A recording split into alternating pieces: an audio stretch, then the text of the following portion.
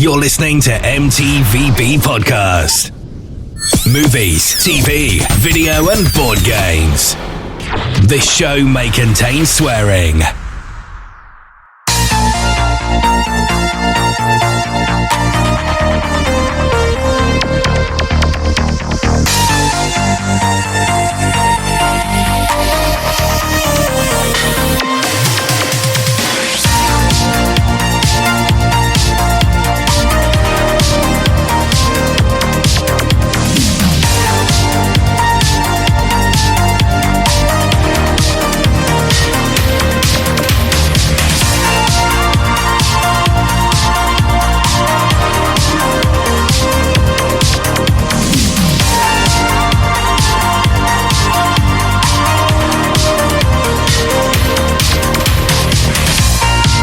Hello and welcome to a brand new episode of the M.T.V.B podcast, the podcast that talks about all my four favourite subjects: movies, TV shows, video games and board games. I'm your host Anthony, as well as most people know me as the Ant-Man, and welcome. This episode is going to be talking about our top 5 superhero video games, and who else to have here to talk about superhero stuff than obviously the full cast of the Legends of Podcasting. How are you guys? Very well, thank you. All good. Thanks very much. Welcome back. Thanks for coming back again, guys. Always, mate. And do you want to do your usual plug, sir? Of course. So, I'm Stuart. I'm Ross. And I'm Rob. And we are the Legends of Podcasting. So, for those of you who don't know us, because we've been on a lot now, we are a YouTube channel that reacts to all things superhero, whether it's trailers, TV shows, and we also do movies on our Patreon as well.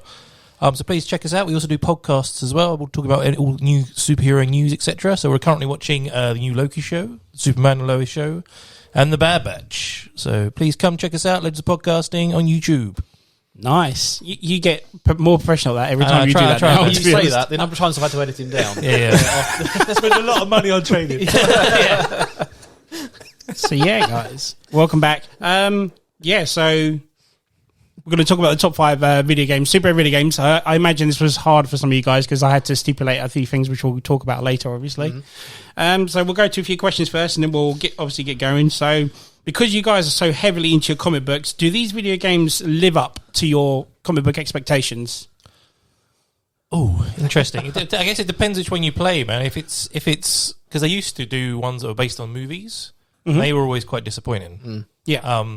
Like the ones that rush out in time for the film, sort of thing. Yeah, which they haven't done for a long time now, which I was going to talk about later on. But those were quite disappointing because they were quite unique to a certain certain thing that would be in the game that they would focus on way too much. So, but recently, the ones that we aren't allowed to put in this top 5, I mean, some of them are better than the movies. Like some of the games you play, the story, the graphics, the gameplay, everything is just like, this is like a giant movie that I can actually play. It's amazing. Or you wish was the movie. Yes, exactly. Or I wish was the movie. Yeah, exactly. Yeah, definitely. You guys at all? I would definitely agree with some games we're not allowed to talk about. Yeah. Like you finish them and you're like, oh, why can't the movies or a show be as good as this? Yeah. I think the story itself is amazing. You get the playtime as well with a video game that you can't get from a film. Yeah. So, as good as some superhero films can be, you've got 20 hours of playtime with a character in like some film games we can't talk about. You get so much put into it from the comic book lore, deep lore, that works out better. And it's always written by a good person. You know, the story is based off. So nice. So with the superhero games, do you guys prefer the ones you can play on your own, build your own story, or do you prefer ones where you can join in, help one another out, do a bit of multiplayer or online universe stuff? yeah, Indeed. That's an interesting question. Yeah, I always prefer multiplayer games of any genre. Sure.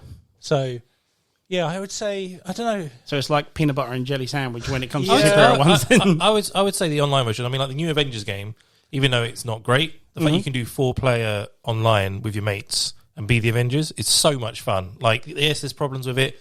It glitches, takes forever to load, but man, just being able to be one of the 4 Avengers with 3 of your mates beating the crap out of AIM or robots is like so much fun.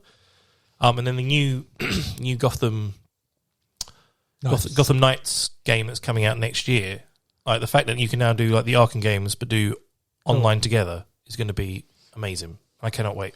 Like your dick got hard watching that trailer. Oh, it still does every time I think about it. Uh-oh. What about you, Rob?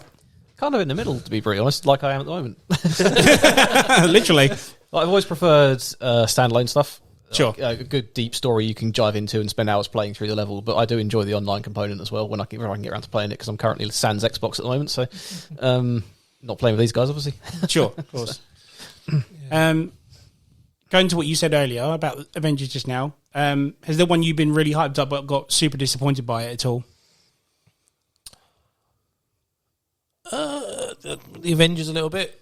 I mean, the story was really cool. I thought that the actual story they put into the game was cool, but like post-story, it's been very lackluster on like new characters, new missions. It's like the same 5 areas.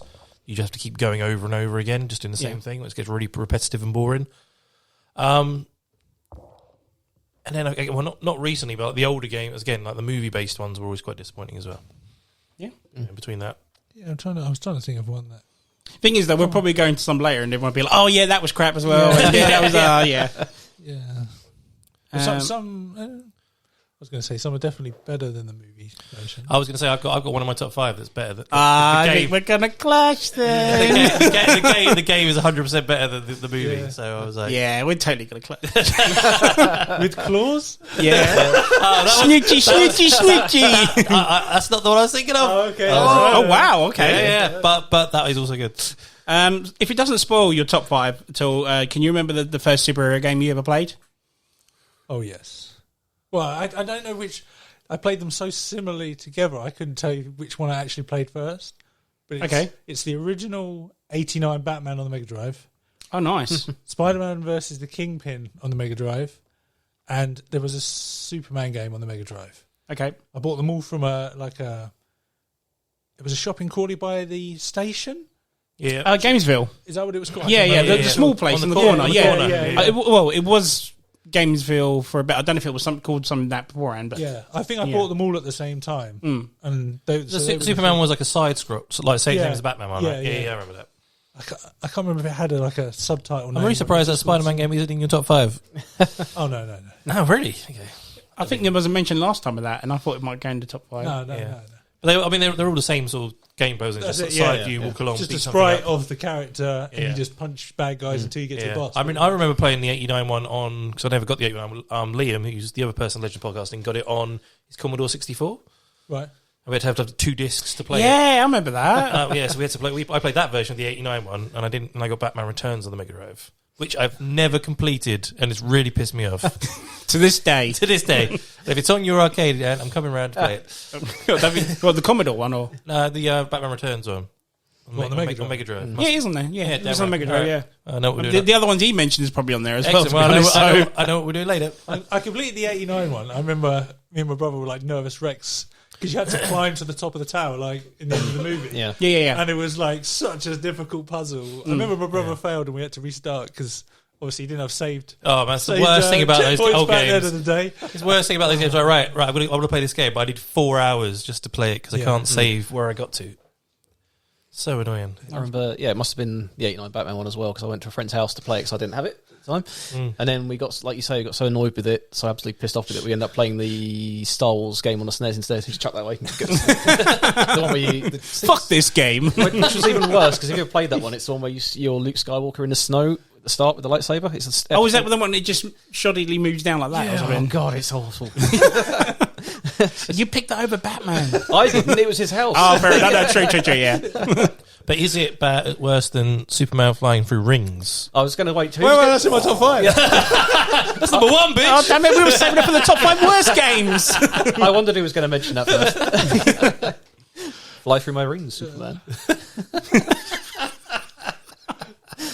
That's literally all it was, or a couple other levels when you had to pick up a car or something. Or... And the ones that almost killed you, you had a set amount of time to get somewhere and stop Save someone. them, yeah.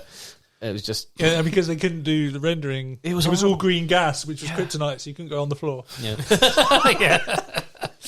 Oh, cop out. I can't believe that got greenlit. I paid £65 for that game. No way. Did you actually buy it? Oh, shit. Sorry, dude. It was Superman. What did you expect? So technically that is your disappointed game. Yeah, that'd be the game you bought that was really disappointing. I didn't dislike it when I played it. I mean... You were just desperate for something Superman. It was the N64. It was the age of the 64. Yeah, and exactly. that was like Superman game coming out. Fuck, and no. No. Yeah, don't worry. That's probably in your top. I was going to mention something, but it's probably in your top 5. So don't worry. I'll talk about it. Well, they probably made it to number 6. I think. Yes.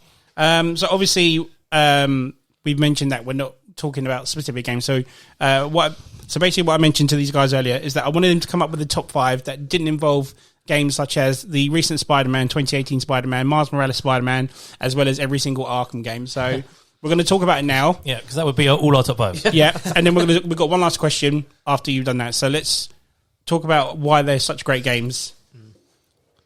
Do you want to start Spider-Man first? Should we start with Spidey? The thing is, start from the beginning. Can we go into it much about Spidey? Because you've not played it, right? Robbie, you played it? I finished it, yeah. I haven't played the DLC or Miles Morales, but I know kind of what happens in that. Yeah, it's fine. Yeah, I'm saying, but I only played the 28. I haven't played Miles Morales or the DLCs. It's cool, go on. Yeah, go. Well, I played both. Go for it. Twice. Well, then tell us, why is it so good, sir? Would you want to start with Spider-Man or Arkham? Yeah, we'll start with Spidey. Because I was going to say start with Arkham because Arkham Asylum is pretty much the turning point for superhero games, because virtually all games from then onwards, including the Spider-Man games, have copied that format, haven't they? Okay, so we'll start with So good I think decision. it's good because you got the combat in most games up until that point were just pretty much button mash. Yeah. It was either like A's or X or squares like your light attack, Y's your heavy attack. You got a jump And a block. That was right. Yeah, maybe a block or a dodge or a fire webs or something like that, and it was very basic. Throw a battering out and tie 'em up. Yeah, exactly. But then this one, the combat is just so solid, and virtually even other not even superhero games, but other games have kind of copied that formula. Yeah, it just works so well. Despite what you feel about the 3 main games, and then you've got Origins as well. The combat's only tightened up each game as it goes forward, as they fix the things that aren't. They just made everything bigger, haven't they? It's kind of you talk about how we were disappointed with games that we were looking forward to, but this is a game I wasn't looking forward to at all, and it totally blew me away. The first Arkham Asylum game. What, the first Arkham? Yeah. Did you remember the demo? Sure, yeah. We talk about this quite a lot on our podcast and stuff, but when that demo came out, and we were like, oh, yeah, all right. And I remember Ross was like, oh, God, nah, it's another Batman, I'm not fussed. And then we downloaded it, and I think we must have played it about 3 months before the game came out, maybe 6, and just played it non-stop. Because it's only like the first bit where you go into Arkham, you fight some bad guys, and then it's the first big room where you're like Predator mode, getting them. I spent hours just teasing them around that Predator thing, because I was like, this is great. Then we went into detective mode, and you're in that like sort of glass... Being in the middle. Control panel, whatever it is. And we found the question mark on the glass, and we were like there for hours, like, well, this got to do something.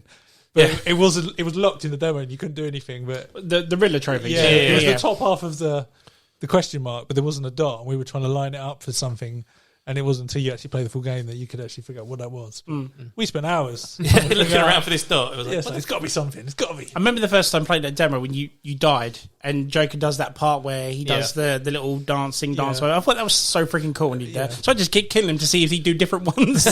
Nice. Of course, there's the voice cast as well. They got animated series voice cast, and just even the look of it, like it looks just. So good. I still think it holds up. Even the remake is really good. Massively. All the style, like all the designs of everything are virtually perfect, aren't they? They fixed the one thing in the... I don't know if anyone's got this on their list. The Batman Begins movie tie-in game about the fear meter and you've got to build fear up in the enemies, and the more they get terrified, the more disorientated they become. Yeah. So it's very easy to pick them off and move yourself around. Yeah, I mean, I remember that game coming out. A lot of people didn't like it graphically, but it was a pretty underrated game or something at the time. I never played it, but I heard good things about it. I remember playing it at Stu's. I don't remember much of it. Batman Begins? Yeah, no, I don't. I remember you have to creep down into a car park. Yeah. Take some bad guys down and you creep around this... But it was done in that Arkham, I guess it was, and then there's a spotlight. You were trying to avoid the spotlight. It was kind of stay in the shadow. Yeah, it was done in that old stealth games way from like Splinter Cell. 2000. Yeah, but when you got spotted, that was it. You were screwed. Whereas in the Arkham games, if you got spotted, you had a chance to get out. Yeah. Or you could go straight into combat if they weren't too heavy on you. So it was and it didn't have guns pointing at you. If you messed up, you could still feel like Batman. Yeah. And even just the way they called the mechanics of the gadgets, like you could just change gadgets really quickly and throw a batarang, do a grapple gun, drop a smoke bomb, etc. They just thought so much through. I also really enjoyed the Riddler trophies, even though they're pretty simple. Yeah. It made Did you get all of them? Yeah, really. Yeah. He's a perfectionist. Well, luckily, when I think definitely the first 2 games came out, I was off for a week when those games came out, so I could just play them and just do everything on them. But I think the first game definitely would make an amazing movie. Going back to your question before, totally. Totally agree. Just Batman on an island trying to sort out the chaos that's the Joker. They never really utilise Arkham in the films, do they? I mean, he gets a few cameos, the building and whatnot. Bad guys in, really, Yeah. Yeah, but a whole film based inside it would be amazing. Yeah.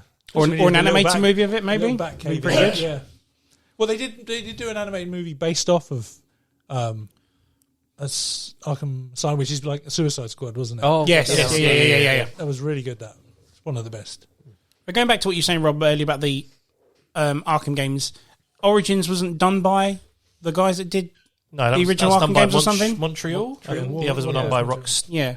Rocksteady, yeah. And that had a multiplayer Oh, yes. aspect to it or something, didn't it? Or Yes. Hell yes, it did. was it good? I never did the multiplayer in it. Oh so. man, the amount of hours me and Ross played is what we play. Part of Origin. I mean, Origin. I don't get again. Like I know, like Rob hinted at. Like lots of people don't like Origins because it's not done by Rocksteady, which I don't get at all because it's a great story. It's like based pre all the others.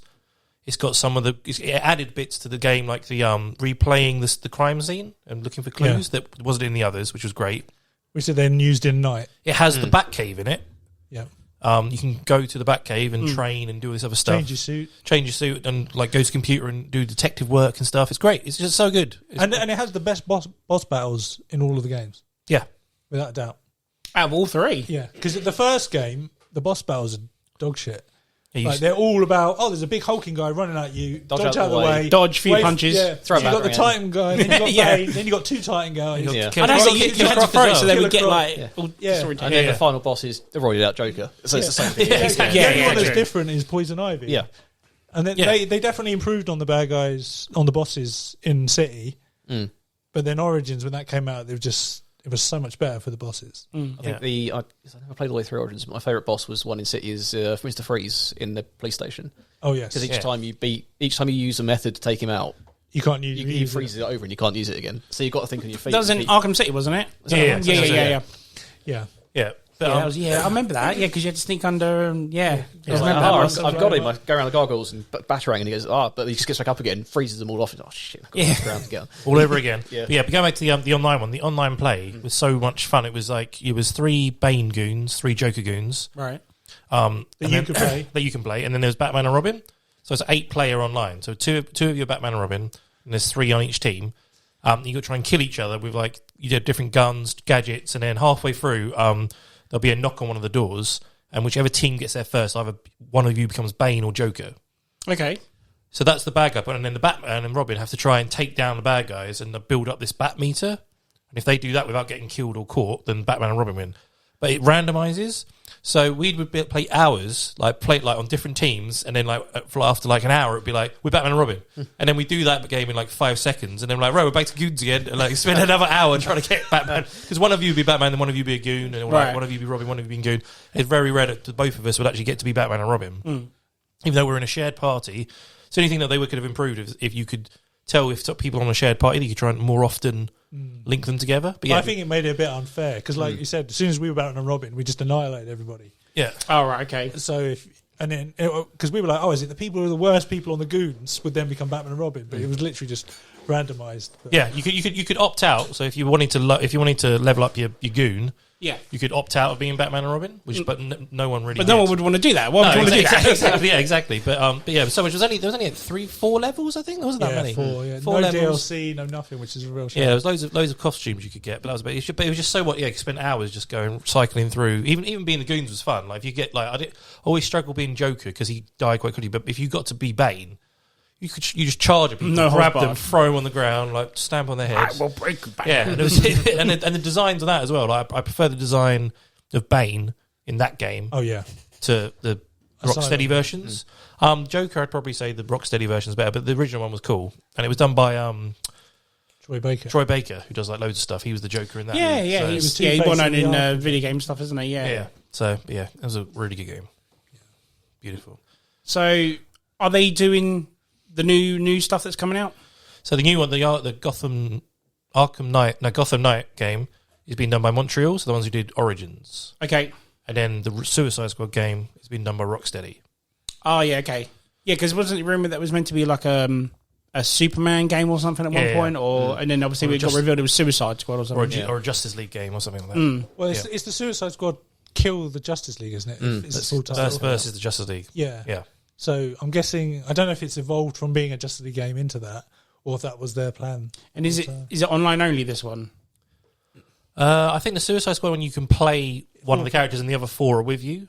Right, And then people can jump in and it's 4 player. Like Avengers? Yeah, I guess so. But it's more like free roam city, the whole city to jump around. Okay, yeah. Where Avengers is like different areas you have to load into, and then the Gotham Knights one is 4. There's 4 characters, but it's only 2 player. Right, okay. So again, you can jump in and out. So you'll be like, I'll start my campaign, and then you'll come on and be like, I'm going to be Red Hood, and just jump in my game. Then Ross's level 100 comes in and just smashes everything. Yeah. Well, How many weeks are you going to take off for that?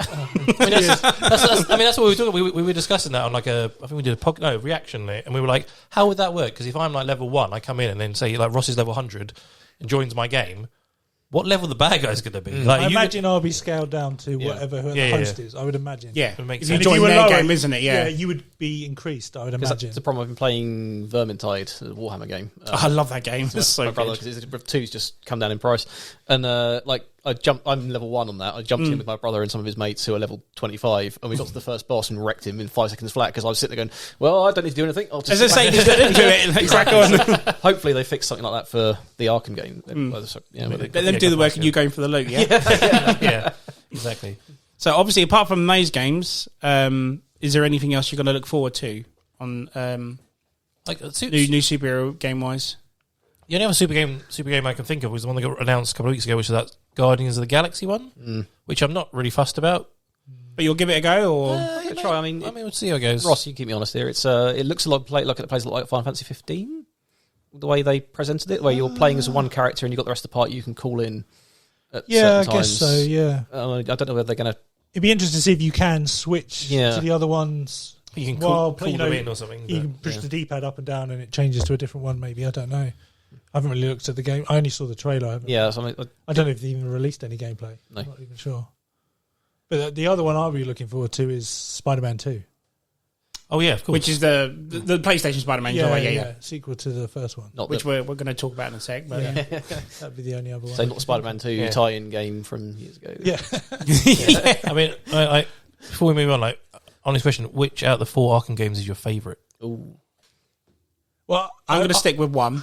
Yeah, I would have said the first one. Yeah. But I played the Road to Arkham HD remake recently, Okay. and it's a lot shorter than I remember. Yes. Yeah. I was That's like, true. Yeah. Well, I went through this quite quick, and I'm about 3/4 of the way through City, and I do really like City. I think the story's great, but the slightly not fully open world, but you've got that little cornered off part of Gotham. It does add a little bit more to the playground that you can. Yeah. So, but then you got Origins with a multiplayer.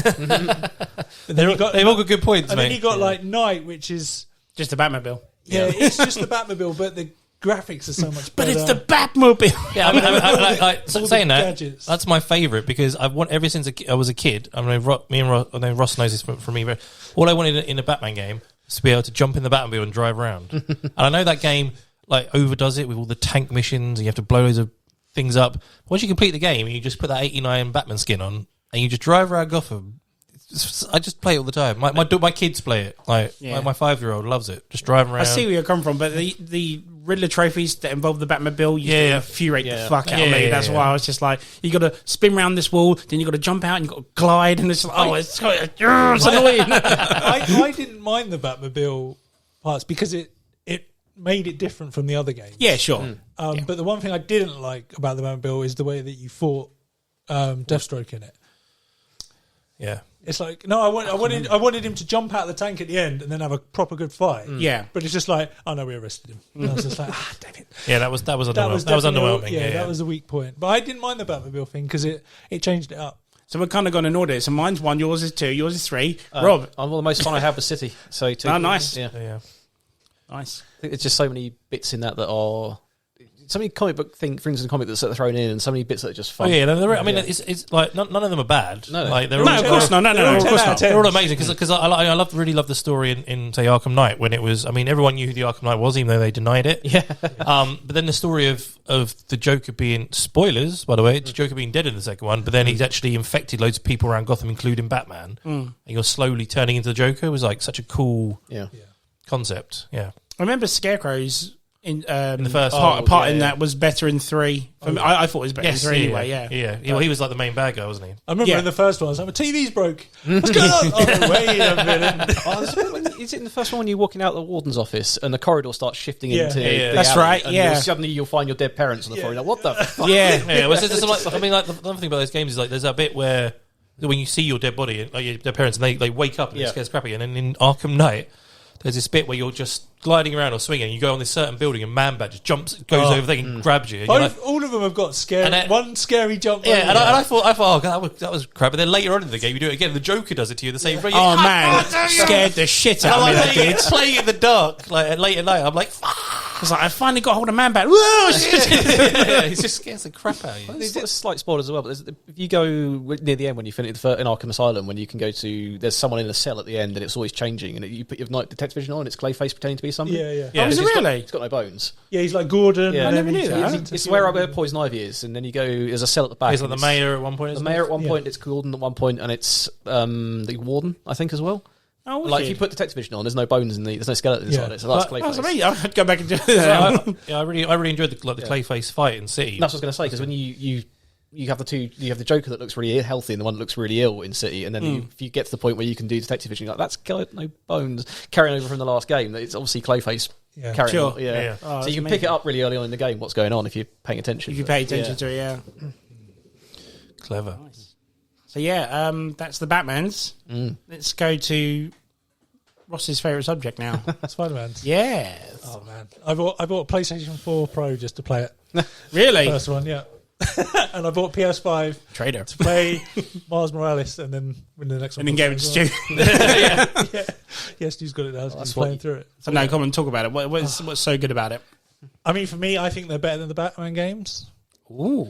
Just because they've taken, like I said, they've taken the formula and they've just amplified it on everything. And I feel like, you know, when you have in the Batman games where you're going to get punched and it shows you a little thing above the enemy's head to say, you're going to get hit.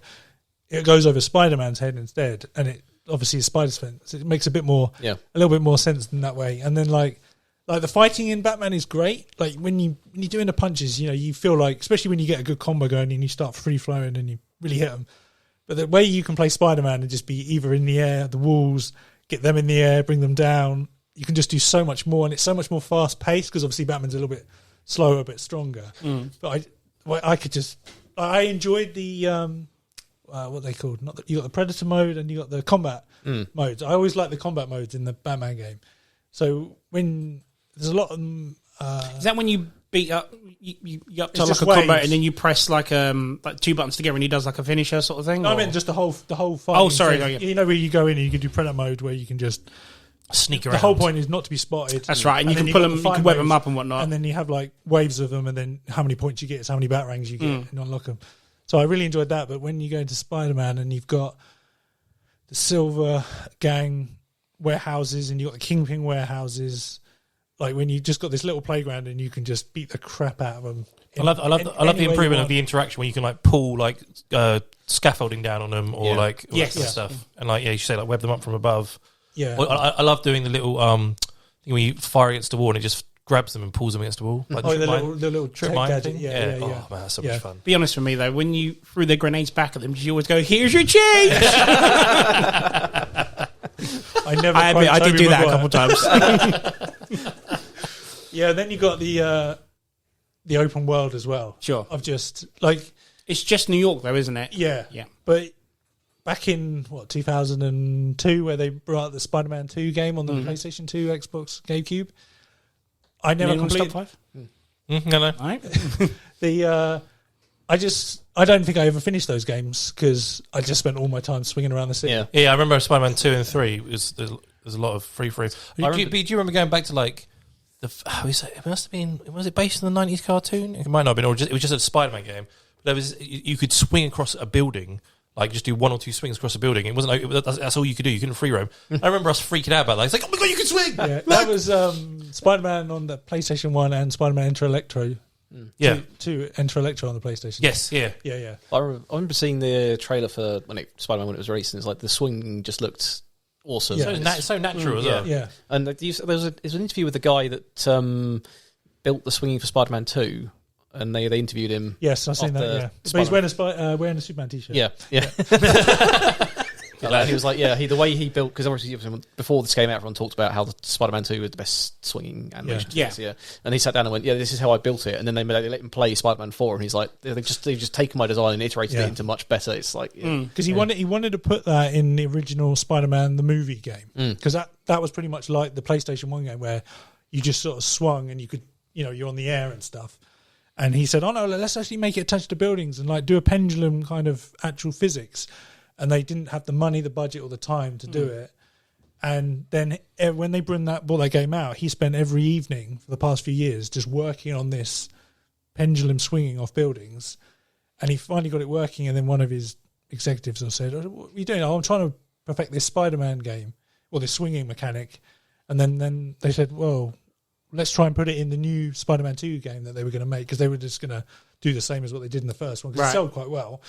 And then he just worked on it, and they got a small team together, and he just worked on that. And then the other people working on the story and the fighting mechanics, well, he just worked on the swinging.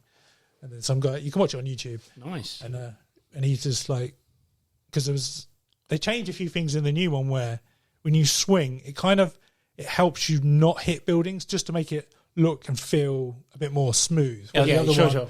You could just hit buildings you had to be really good with the controls to be able to play it properly. So they help. You mean the Miles Morales one?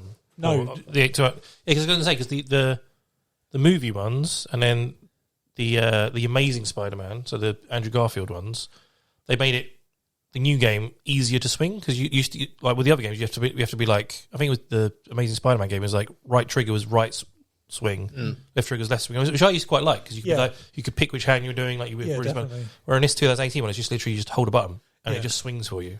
Yeah. Which I thought, it's going to be double really, to the but I thought it was going to be really boring, but it makes it more fun, because you can then concentrate on doing other stuff, and like you say, like especially when you're walls. chasing people and like helicopters and stuff, when you're trying to dodge, web up people, and doing the thing where you can like pull swing and then land on something and jump, and do that boost thing. Up, it's so like such a cool mechanic. Yeah, definitely.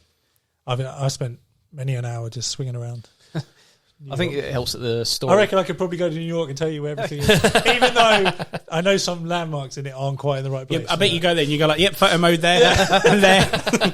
I think it helps that the story in that game as well is pretty good. Absolutely. I've only ever cried at 3 games, and 2 of them was it the choice? A Spider-Man and Spider-Man Miles Morales. Okay. Was it the choice part that made you cry? Choice part, yeah. I wanted to ask you, obviously, because the PS5 one's out now, and they've remastered it to make it more look like Tom Holland. What do you think of that? I mean, the actual facial features, like when you're playing it and you see all his pores, the way his mouth and eyes move, it's so much better than the PS4 version. Like, I know a lot of people are attached to the original, especially with the emotional ending. You're like, well, that's when you see him in Miles Morales, or you replay the remastered version, you're like, that's not the character that I connected with in the first one. Yeah. But, Trying not to cry. I've seen so many different versions of Peter. It doesn't bother me that as much. Do you know what I mean? Like, I kind of felt like it wasn't necessary, though. I mean, we all love Tom Holland, don't get me wrong, but I don't think the game... No, I feel like the game should have been separate, right? It's a separate story. It's like you say, it's disconnected from the film. Because surely need to be connected back to it. Exactly. It's still all right on its own. Surely that game is based, if you're doing on like Spider-Man's career, is based after the Spider-Man movies anyway, because he's like, 8 years in? Something like that in the game? She's not in, like in Spider-Man 2, he's maybe, a year, 2 years in? Yeah. So, it doesn't make any sense. But I when I play it, I think it looks a lot better, so I'm happy with it. I'm not that... He did have quite big bushy eyebrows originally. You're not bitter. God damn those bushy eyebrows. I mean, I'll be honest with you, I wish they'd have changed Mary Jane's design. If I was going to be... Because they didn't change anybody else. I'm going to lose female audiences if we go any further on that one, mate. So she's a strong, confident woman. Let's just go there. Anything else you want to touch up on Spidey? Mary Jane, by the sound of it. Yeah. even Well, though you can go. We'll cut our Mary Jane if you want. No, I was going to talk about Miles, where it's a lot shorter game. Yes, I heard about it. It's not very long. No, about 5 hours or something. it definitely feels like a sort of a side game. It could maybe have been DLC, but the way that Peter swings, it feels like he's been doing it for years and he's just smooth at doing it. Where Miles is very hectic, his legs and arms are flailing around everywhere. And it's actually it's more enjoyable to swing around as him just because he's so much more animated. Okay. Especially, I've only ever played that game in the Into the Spider-Verse suit all the time. Because really? It just looks amazing. And so I was just going to say that I hope they change some of or just add more animations for Peter swinging. Just because it just felt so much more fun where the guy looked like he was having fun swinging, where Peter feels more like he's always on a mission. He's professional. Yeah. And I just kind of liked that style of swinging. But yeah. I like the fact they put the Into Spider-Verse frame rate. Is it frame rate into the game? Oh, yeah. That was quite cool as well. Effect, yeah. It was what do they call it? 2 frame? Where every other frame is missing. Okay, yeah. So in the movie where it kind of starts, you can actually play it like that. Yeah. As Can you really? Yeah, they got the pretty guys cool. that made the movie to help them perfect it. Well, I assumed that something you put Miles in it, there was going to be fans going, "Why isn't it like Into Spider-Verse or something?" So it's a good thing they backed themselves up doing you that. can make it like that as well, which is quite cool. I was like, "Why isn't the suit in there?" Yes, it is. And if they're bound to be making the sequel, I want them to make it 2-player where you can play as Miles and Peter. Imagine swinging around together around New York holding hands would be great. That'd be pretty cool. Just get Nick Cage in to voice Spider-Man Noir and I'm happy. Yes, yeah, that'd be badass. Or do like what they're doing with Suicide Squad and join in. I mean, if I could have it in a perfect world, I'd have Peter, Miles, Gwen, and probably Ben Riley, 4-player. There you go. No Mary Jane. That's right. I was waiting for it. She doesn't get spider powers. She can look from her balcony. It's fine. Go get him, Tiger. Right, so if anyone else doesn't want to throw anything else in or whatever, we'll go straight to top 5s. Yeah? Sweet. It's time for a top 5. So we're going to obviously go into heavy spoilers with these games, so we'll do a quick spoiler warning. Spoiler warning. And then we'll obviously do our number 5 warning. Number 5. So Ross, you went first last time. Would anyone else like to go first this time? We to go first? Okay. Before we start, which way are we going around after you? Go this way. Yeah? Yeah. Want to go around? Yeah? Okay, let's go for it. Cool. Okay, so my number 5 is what we were talking about earlier when I said games are better than the movie. Is Green Lantern and Attack of the Manhunters. Oh, thank fuck, what a good clash. So I've not played this, so the go ahead, sir. The Ryan Reynolds movie that no one really liked. I mean, the first 40 minutes is okay, then it goes into shit. I never knew this game existed. Well, it does. And it is based just after the first film, where it's like Abin Sur's funeral. And the Manhunters attack Oa, and you are literally Hal Jordan, and it's 2 players, so one of you can be Sinestro as Green Lantern, and one of you can be Hal Jordan. Oh, wicked. Yeah, but Sinestro is not left-handed. Yeah, I know. What console was this, by the way? Xbox. Original.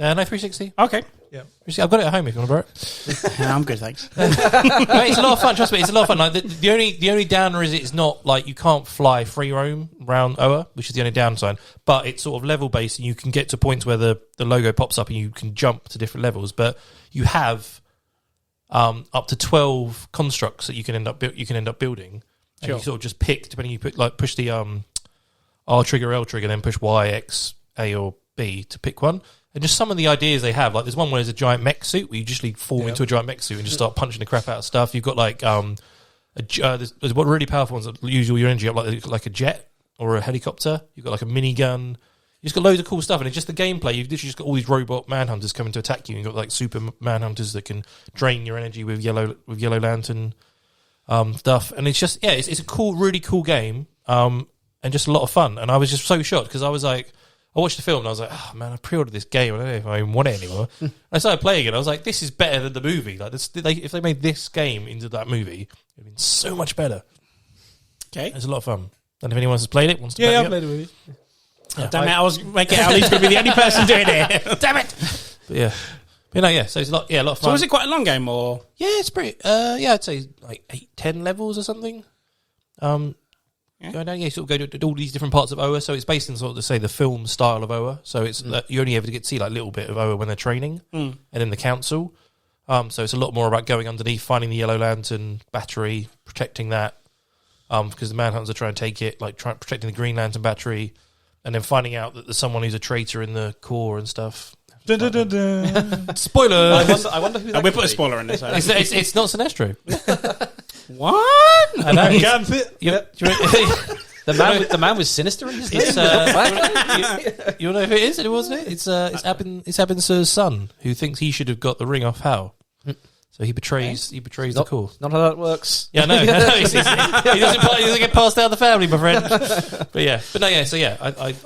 I play it, and again, my 5-year-old, even though she doesn't even know who Green Lantern really is, or has watched and seen the movie, like she started playing She's Xbox got with me this. now. Yeah. Yeah, she's got this. You made a word. Yeah, and she You will play this. And she loves playing this. She goes around punching, and you can do this massive saw out the ground, chop people up. It's great. Nice. It's loads of fun.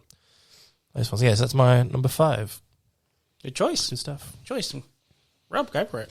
Right, so when I was going through my list, I was trying to think of games that these guys obviously wouldn't pick either, but games that meant something to me to be in my top 5. So the co-op many years ago that took all of my money alongside Time Crisis and then a bunch of other stuff, had a bunch of side-scrolling beat-em-ups.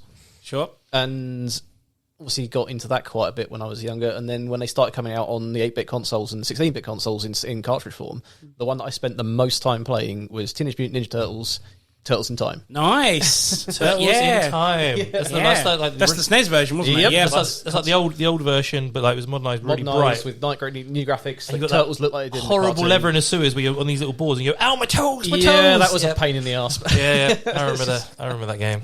damn good game. That is a good choice. That is a good choice. Yeah, that's good. That was one of those games when it was so ahead of its time when it came out to the home console because it was nearly arcade perfect. Yeah.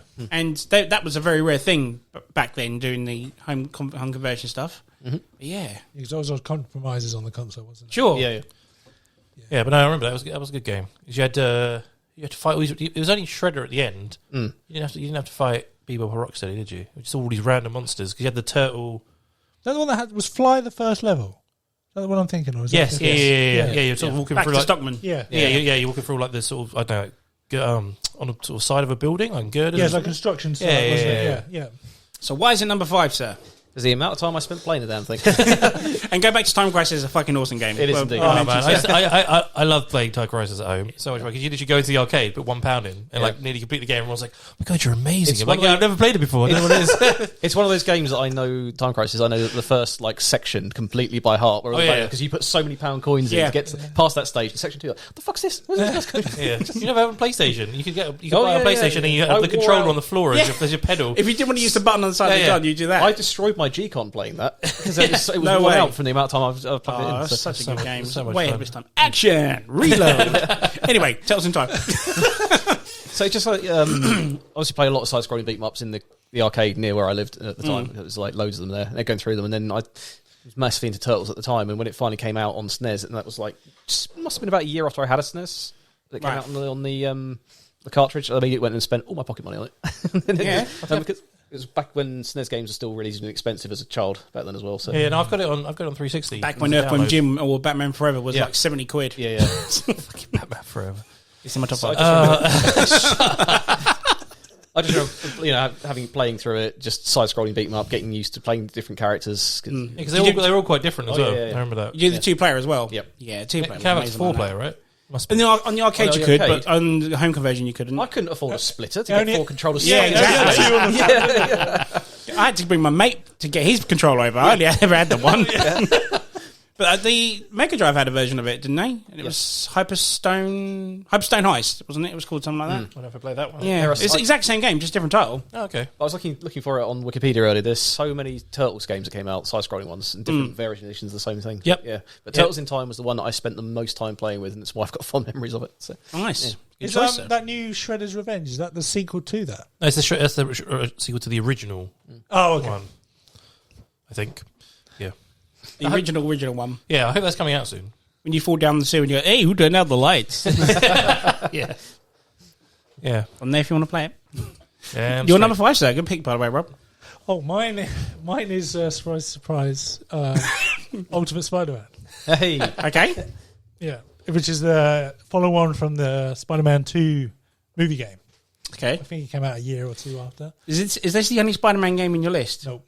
I was going to say, because I took one out because I thought you were going to put it in there. Okay. So if this was the only one, I was like, fuck's sake! You're going to get a bit of a theme going. Yeah? It's just going to be top five Spider-Mans. Yeah. I've got a Spider-Man game as well, but I don't think you'll have picked it. I'm just taking mine out. So Ultimate Spider-Man, this was when I was reading the Spider-Man comics, and I fell in love with those comics because it was similar stories, but they were different, so it was fresh. And then they brought out a video game of it, and I was like, oh, hello, let's play this. And obviously I love the Spider-Man 2 game. And the swinging is a little bit dumbed down. It's a little bit easier. And there's this little mechanic that you can do where you can, like, as you're swinging, you can pull yourself up the webs. Yeah. And it's supposed to help you so that when you swing, you fall down a little bit, is to raise yourself back up so you can keep swinging at the same height. And I just love that little mechanic. And it's in the top 5 just for the mechanic. That's fair enough. No, but the other thing that I loved is the way that they displayed the cutscenes were like little panels from the comic, and they were animated. So you'd have like a bank shot would slide in, and then the Rhino would come sliding in, and then run and smash a car, and then it would cut to look like you were turning the page, and then the car would flip over, and then the cutscene would end, and then you'd there in front of the bank with the car, and you had to try and save the people. So yeah, I just loved it because it was basically just playing the comic, and then you also got to play Venom as well, which was really cool. Where you'd have to go around and you had to have to feed off of civilians to keep yourself alive, and keep your health up. He's massive, wasn't he? Yeah, he was a massive beast kind of thing. And then you fight him in like the football field at the school and everything. And then the first mission you take on the Rhino, and your costume gets burnt across your ass. And so the next couple of missions you don't have a costume. And you go back and Mary Jane has re-sewn it up for him and everything. And he's like, oh yeah, it's just new. And then he's like, sweet. It's just little story things like that. I just love the little story. But it's quite a short game compared to the Spider-Man 2 game. But what console is it for? It was for PlayStation 2, Xbox and GameCube, I think. Oh, so okay. Yeah. So early game, but yeah. And then you get to race. The thing I also like, they brought in like other Marvel characters. So you would race Johnny Storm. Okay. Wolverine would be in a bar, and then Venom would come in and like smash his motorbike. And he's like, "Hey, Mom, what are you doing?" It was a boss fight against Wolverine, that kind of thing. I just loved it, and so that's why my number 5 choice, because it was the first decent Spider-Man game. Well, he had Spider-Man 2, but I didn't. and many more to come after that. Yeah. Didn't really finish it. So. Good choice. My number 5 is a game that I used to get constant texts from Stuart saying, "Are you buying the special edition? Are you buying the special edition?" And then we played it on opening weekend. I didn't obviously buy the special edition, but you did. And it was a great weekend because that weekend was the day, or was the weekend even, that I beat both of you with Shazam. So we can see where this is going, can't we? Yeah, okay. That's in my top 5 as well. So it was going to be Injustice 2 purely because the TMNT's in it. But no, I'm going to go with 1 because Batgirl was in the first one as well, and she was pretty badass in that as well. Yeah. Where is it in your top 5? It's number 2. Ooh, was it really? Well, yeah. What, did you go for Injustice 2? Or? No, number 1. I prefer number 1. Number, yeah. That's so. Just because of what it was when it came out, it was like a whole new story, and like because they had a comic book going alongside it, and that comic book is just amazing. Insane. Yeah. And just the concept of like we've always had bad Supermans before, but the reason why he's bad, it's not he's been mind controlled. It's because the Joker tricked him into killing Lois Lane, and he just goes power mad. Yeah. Was so clever, and yeah, I just love the story. And then the fighting style as well. I was always preferred Mortal Kombat over Street Fighter. Sure. So that's also in a way you could interact with the backgrounds and everything. Like you're in the Batcave, and you can like. So yeah, we finally had a decent DC fighting game as well. Yeah, activate the Batmobile or something, and you can like and all your special moves you could do as well. It was just so well thought out and done. I enjoy the second one, but not as much, and they overcomplicated all the mechanics of like the arms and stuff as well. Which I've replayed the first one loads of times. The story was good, no? Yeah. Number 2. And then, the story number 2 I played twice because you could choose which way it went. So I've only ever played it twice and that's it. I haven't bothered playing it. Do you still have the special edition? Yeah. Still got the statue, yeah? Yeah, damn straight. So the reason why it's not number 2, Injustice 2 wasn't in it because Shazam was under an EVA. So I was like, it's got to be number 2. And also Aquaman, they made Aquaman a total badass in that film. In that, it was Mad Sharks. Yeah, man, those Mad Sharks were so good. You borrowed when this game was coming out, you were so hyped up for it. You were like, here, read this before this game's out. And there was little things like if you played both players played as Doomsday in the Fortress of Solitude, you would have the original Doomsday in the background with the green outfit with the red eyes sort of thing. It was like, oh crap, that's actually pretty bad. All the interactions between levels, so you could punch someone through a level into another part of the level and stuff like that as well. I mean, was that the first sort of fighting game that started that or utilised that whole background aspect? They started doing it in the previous Mortal Kombat time, because you had Mortal Kombat versus DC. That's right. Yeah, I think had that in it, didn't it? I think it was Mortal Kombat 9 that was the game that was based off. I think that had it. Yeah. Because it was always Mortal Kombat 9, then Injustice, then Mortal Kombat 10, then Injustice 2. Now you got Mortal Kombat 11. So I'm guessing we're going to have... Oh, Injustice 3. What the hell's story that going to be? That's going to be crazy. I don't know. I think I really enjoyed Batman's parents don't die. Yeah. What? Because I played a little bit of it, and I never been that much into fighting games, but I do enjoy Mortal Kombat more than I do Street Fighter. Yeah, totally. So I started reading the comics because Stu put me onto them, and the storyline that leads up to it, the 5 years in between Lois getting killed by Clark and when the story starts in the game, it's like, whoa.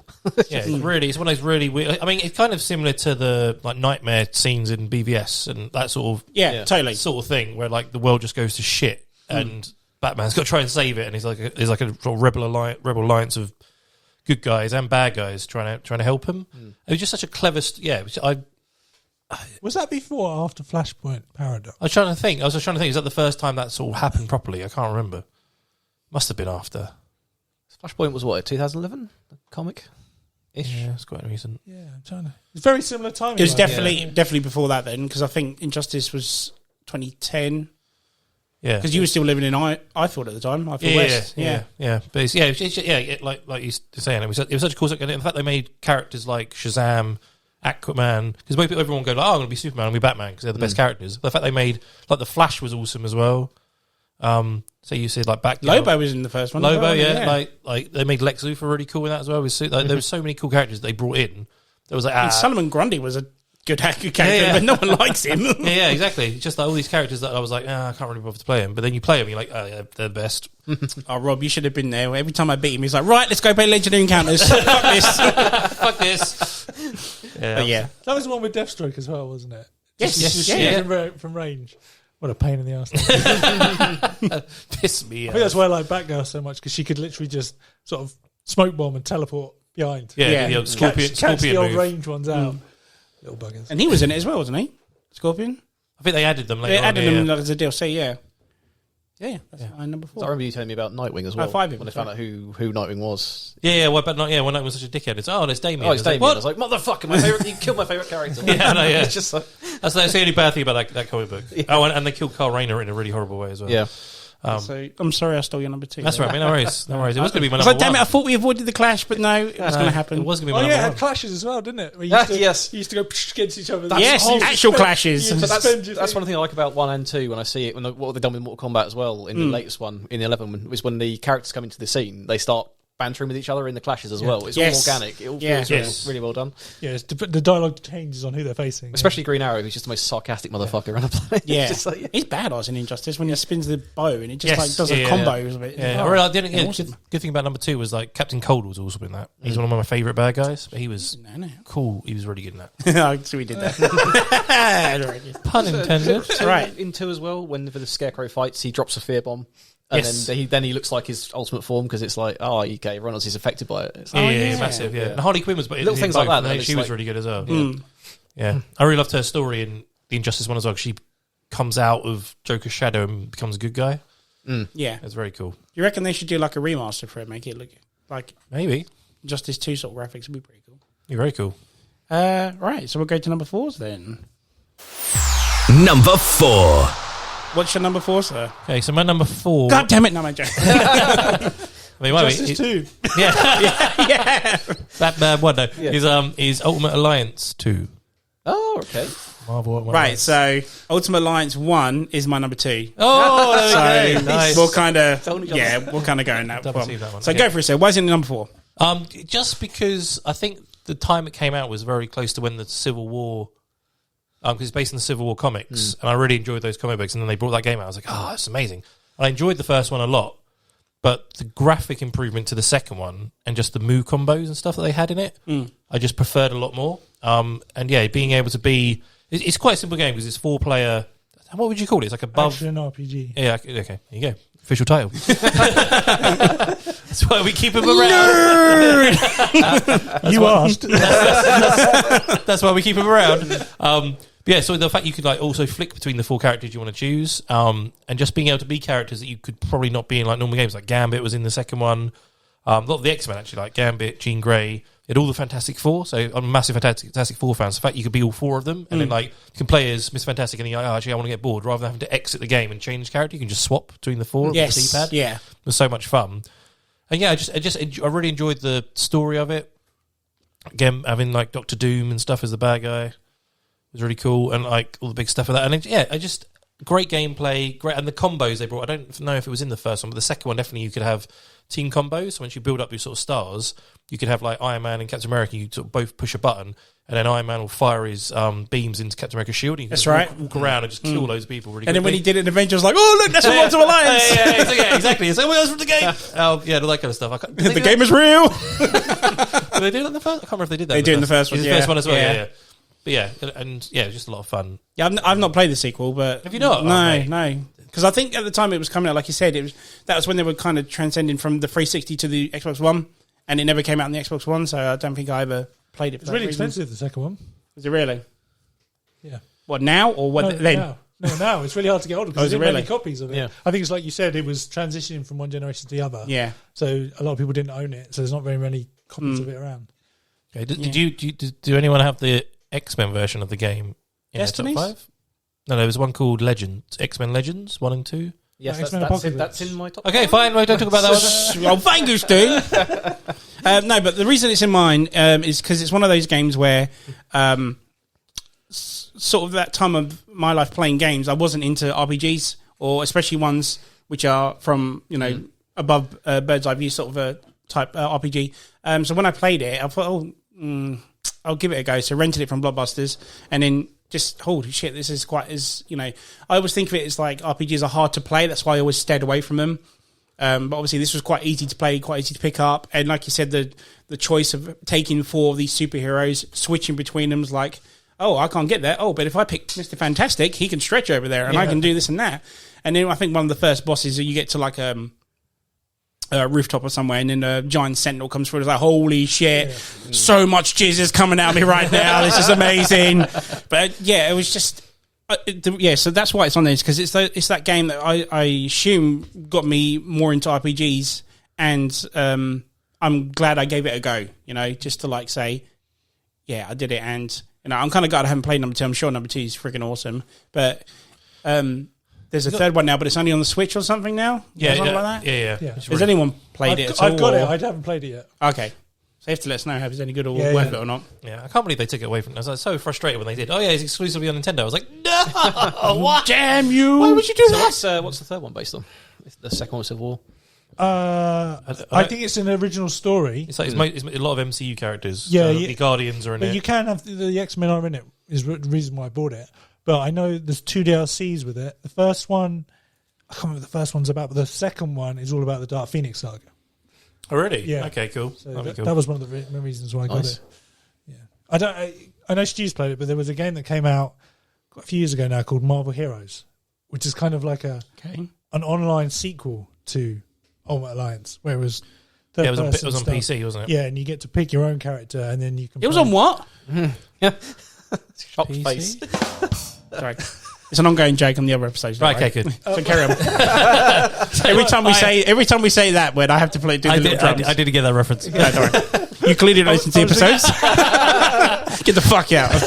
I was thinking of something else. Sorry, Marvel Heroes. Yeah, and it's very similar, but you pick one character, but then you can play in an online world, go through the missions, same thing.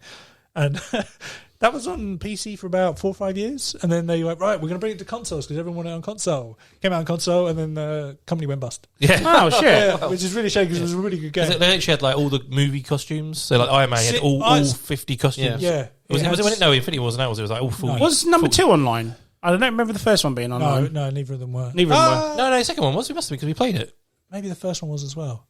Yeah, because Chris remember I playing. might not have been on Xbox Live at the time when that came out. because so- The second one definitely is because Chris, we were playing with our friend Chris. Yeah. And then somebody got a mission and he's like, I can't see anything. We're like, what? There's no smoke bomb or anything. What's going on? He goes, no, my TV's broken. Oh, no. TV just broke. Shit. So he like went off for 15 minutes, came back, and he's like, right, I can play, boys. He took a picture and he nicked his daughter's TV, pink little all-in-one TV DVD thing. TV video combo. It went from like a 42-inch to his tiny 10-inch. Just so he can play it. Oh, man. God damn. That was so funny. Brilliant. So good.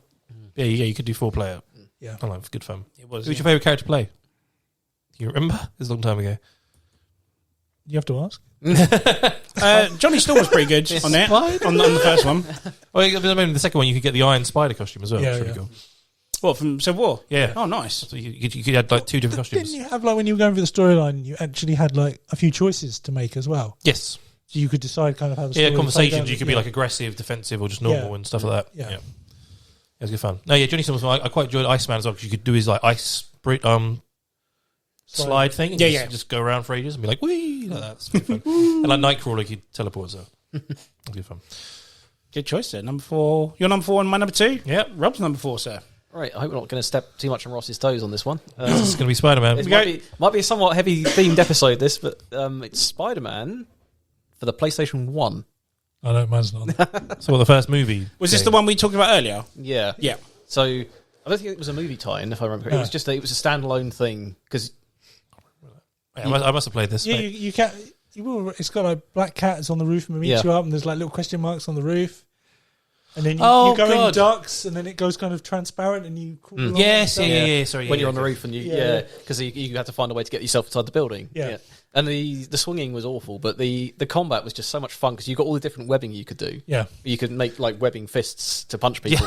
God, yeah, On the PlayStation 1 On the as well. PlayStation 1. Wow. The draw distance was awful because you were on the racing on the rooftops with these fog, and Stan Lee did the voice intros. Right. Yes. So it's like, Did the tutorials. as Yeah. well. That's the one I was talking about where you can literally swing across the building once, and we were like freaking out. But like, you can swing! yeah, because And that's then what you crawl up the wall. the demo I did for that, and the whole thing was like, because it's Spider-Man doesn't kill, so if you never knocked a goon off the side, he was supposed to sort of get stuck to the side of the building. Yes. It's just like, Shit. So so can you kill him accidentally? And then oh yeah, knock somebody off the side of the roof. Yeah. Oh shit, missed bait. Because there was one you could do a attack where you ball all the webbing over yourself in a dome, so you're invincible for a few seconds, and then enemies crowd around you, and you popped out of it, and they pushed them back. Yeah. Did on the edge of the building, bye. Yeah. But it was a really comic booky story. You were straight in as Spider-Man in mid-career. There was no origin story in the game. It's just you're expected to know who these characters are as well, because you've got Doc Ock in there. There was Kingpin, Venom, Carnage, tons of Mysterio fight, which is a pain in the fucking arse, where he's like 3 feet tall and you've got different levels to fight him on. Yeah. Because it's like 3 feet. 3 levels. All right, okay. But yeah, if he's 3 foot tall, I was like, no, tiny then. Because like Three story levels. he is a master of illusion. So I thought I was like, Mysterio the midget. yeah, I remember you had to run rounds to get up to his head, didn't you? Yeah, but it was pain because the PS1's targeting was just off because it was just Sure. doing the best it can with a CD from that age. But it was just a hell of a lot of fun, that game. And so much comic book stuff in it as well. And one of my favourite things as well, if you go into the back in the days when password screens were a thing to input cheat codes, Yeah. you put anything rude in there, Spider-Man pops up and knocks it into something else. No way, really? This seems ahead of its time for a PlayStation 1 game. If you put in like fuck or something like that, it would go. Spider-Man would pop up on screen, punch the word into something more appropriate, and then disappear back down again. No way. Yeah, That's pretty badass. I think it was the first Spider-Man game as well that introduced multiple costumes. Yes. You could unlock. Yes. That was cool. You got different ones after each mission, and you could like buy stuff. And Yeah. Wasn't there was it comic books to collect? There was something that you collected. I think that's what unlocked them, wasn't it? Yeah. Nice. It was just a hell of a lot of fun, especially for a PS1 title. Yeah. And Yeah, man. I mean, I know of the game. I never played it, but it sounds ahead of its time for a PlayStation game. Similar time to when the cartoon was out, right? Yes. Yeah. Because it had a lot of. It seemed to take a lot of inspiration from the 90s cartoon for its visual style. Okay. J. Jonah Jameson being his wonderful self in that. I think it was the voice of Spider-Man, though, was the voice that did the Spider-Man Unlimited cartoon. Yeah. We went to the future. Or the Unlimited one where he's got a little cape. Yeah, I think it was the same voice. Something. Oh, and the Venom boss fight used to kick my ass 12 ways to Sunday because you're fighting him in like his back alley and he turns invisible and you've got to try and predict where he's going to come out before because he just appears, throws his tendrils at you, pulls you, punches you, and disappears again. It's like you've got to try and dodge that, figure out where he's going to be, and then the only way you can hit him is when he's just turning visible again. If you're too far away, nope, dead. That's it. Just like, fuck it. Shit. And he had some sort of spider sense. Yeah. It didn't work back then. Doesn't work against Venom. program that in. So. Very true. Not on the PlayStation 1 version, anyway. But I just remember buying, like you say, buying a demo and being amazed that for a PlayStation 1, back in the mid-90s. Sure, yeah, definitely. Then buying that on the console, and I spent so much time playing through it. I was tempted between this and Spider-Man 2, the video game. Pretty sure Ross has got that on his list somewhere. No? All right. Jesus, he really? brought it up earlier, so Yeah. he must not have it on there, yeah.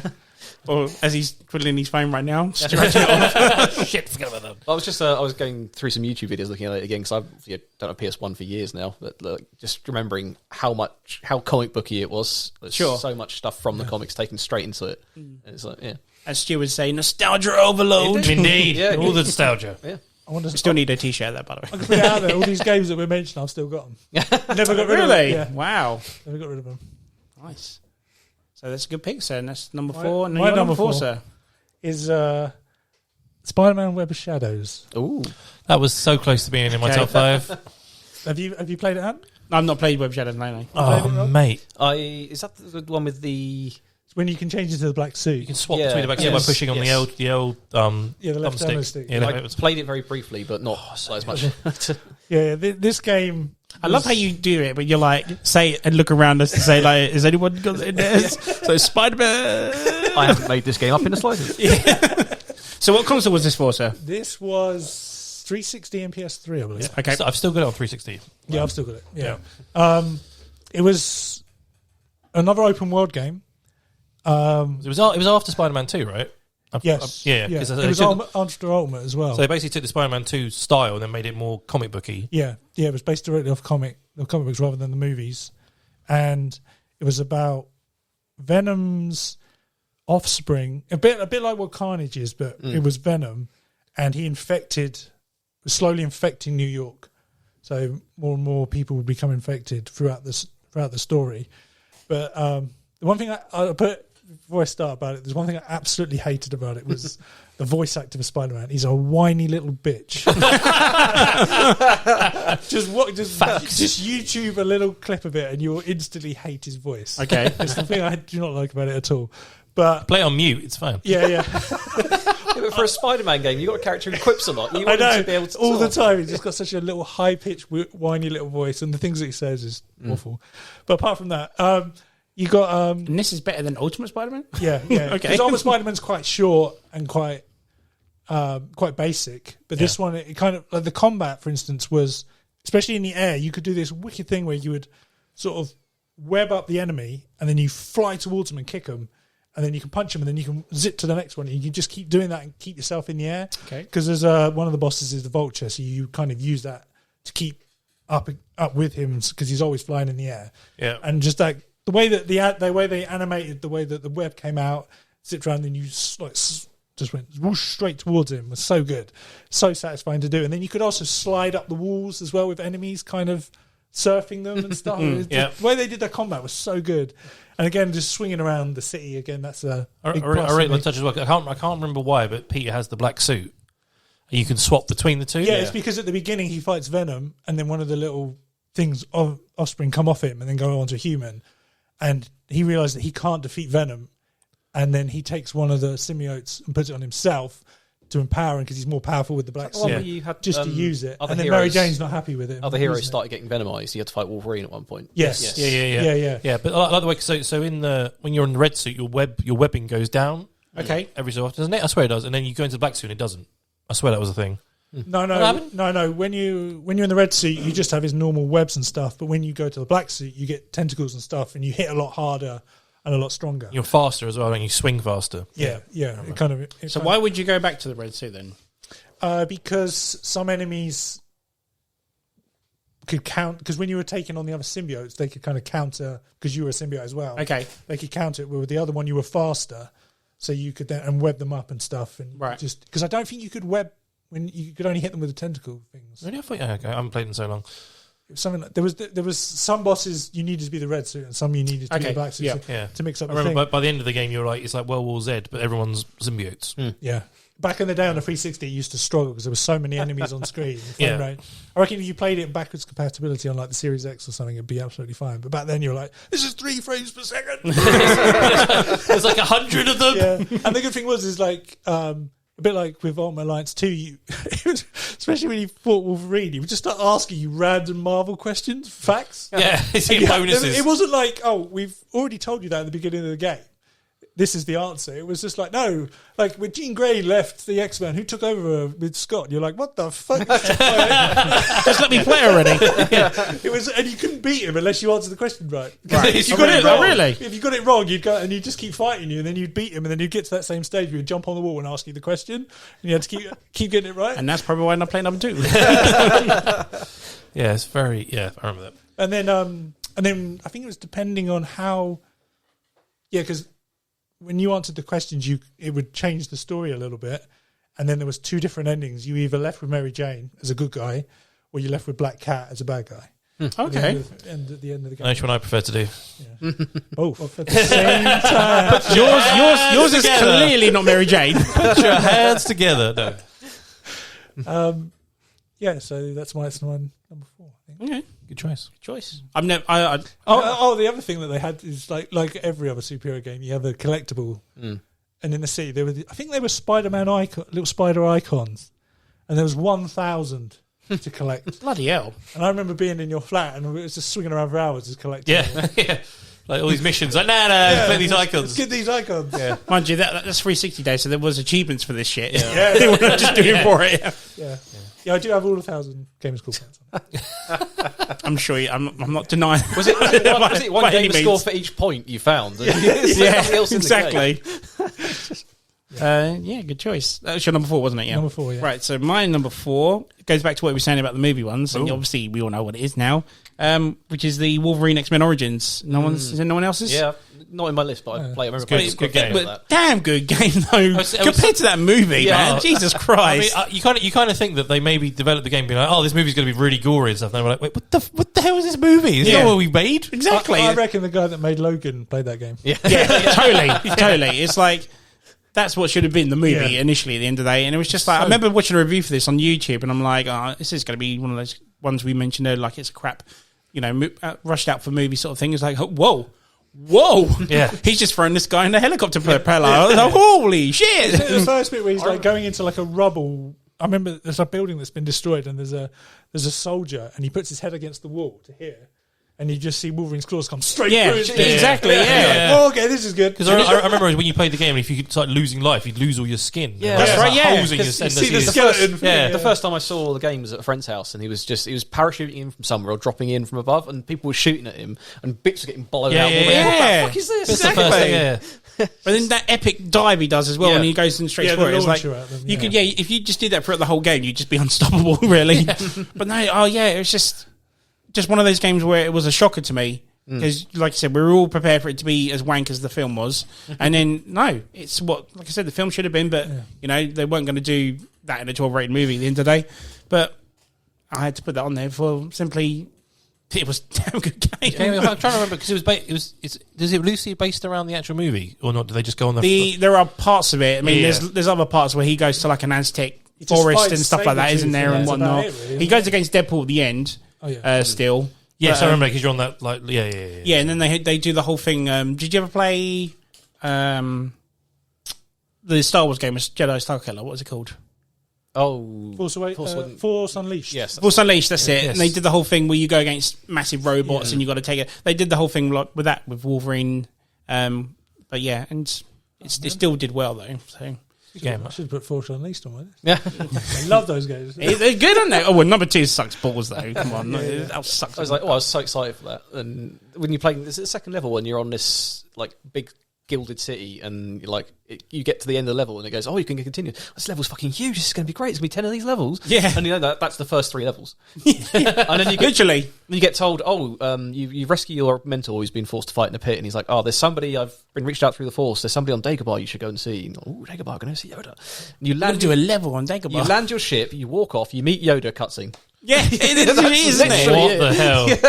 And that counts as a level according to the developers. Yeah, bollocks to that, man. The first one, you were evading, you were taking on the Wookiees. First one's amazing, man. First one is amazing, so underrated as well. Even the DLC for that, when you can go to Endor and beat up Ewoks, it's just badass. Oh, I'm bitching on the second one again, but the Wait, boss tell fight me with Vader something at the end of that, when you're literally he sits there blocking the entire time. Yes, exactly. Like, throwing all my force. Is that when he's got the clones all around him as all well? around him. Yeah, He keeps summoning the clones in to fight you. That's and it. Every time you try and fight him with your combos, you've been spending all your skill points to build throughout the course of the game. He stands there and goes, block, block, block, block, force push off platform. Like, Yeah. fuck you!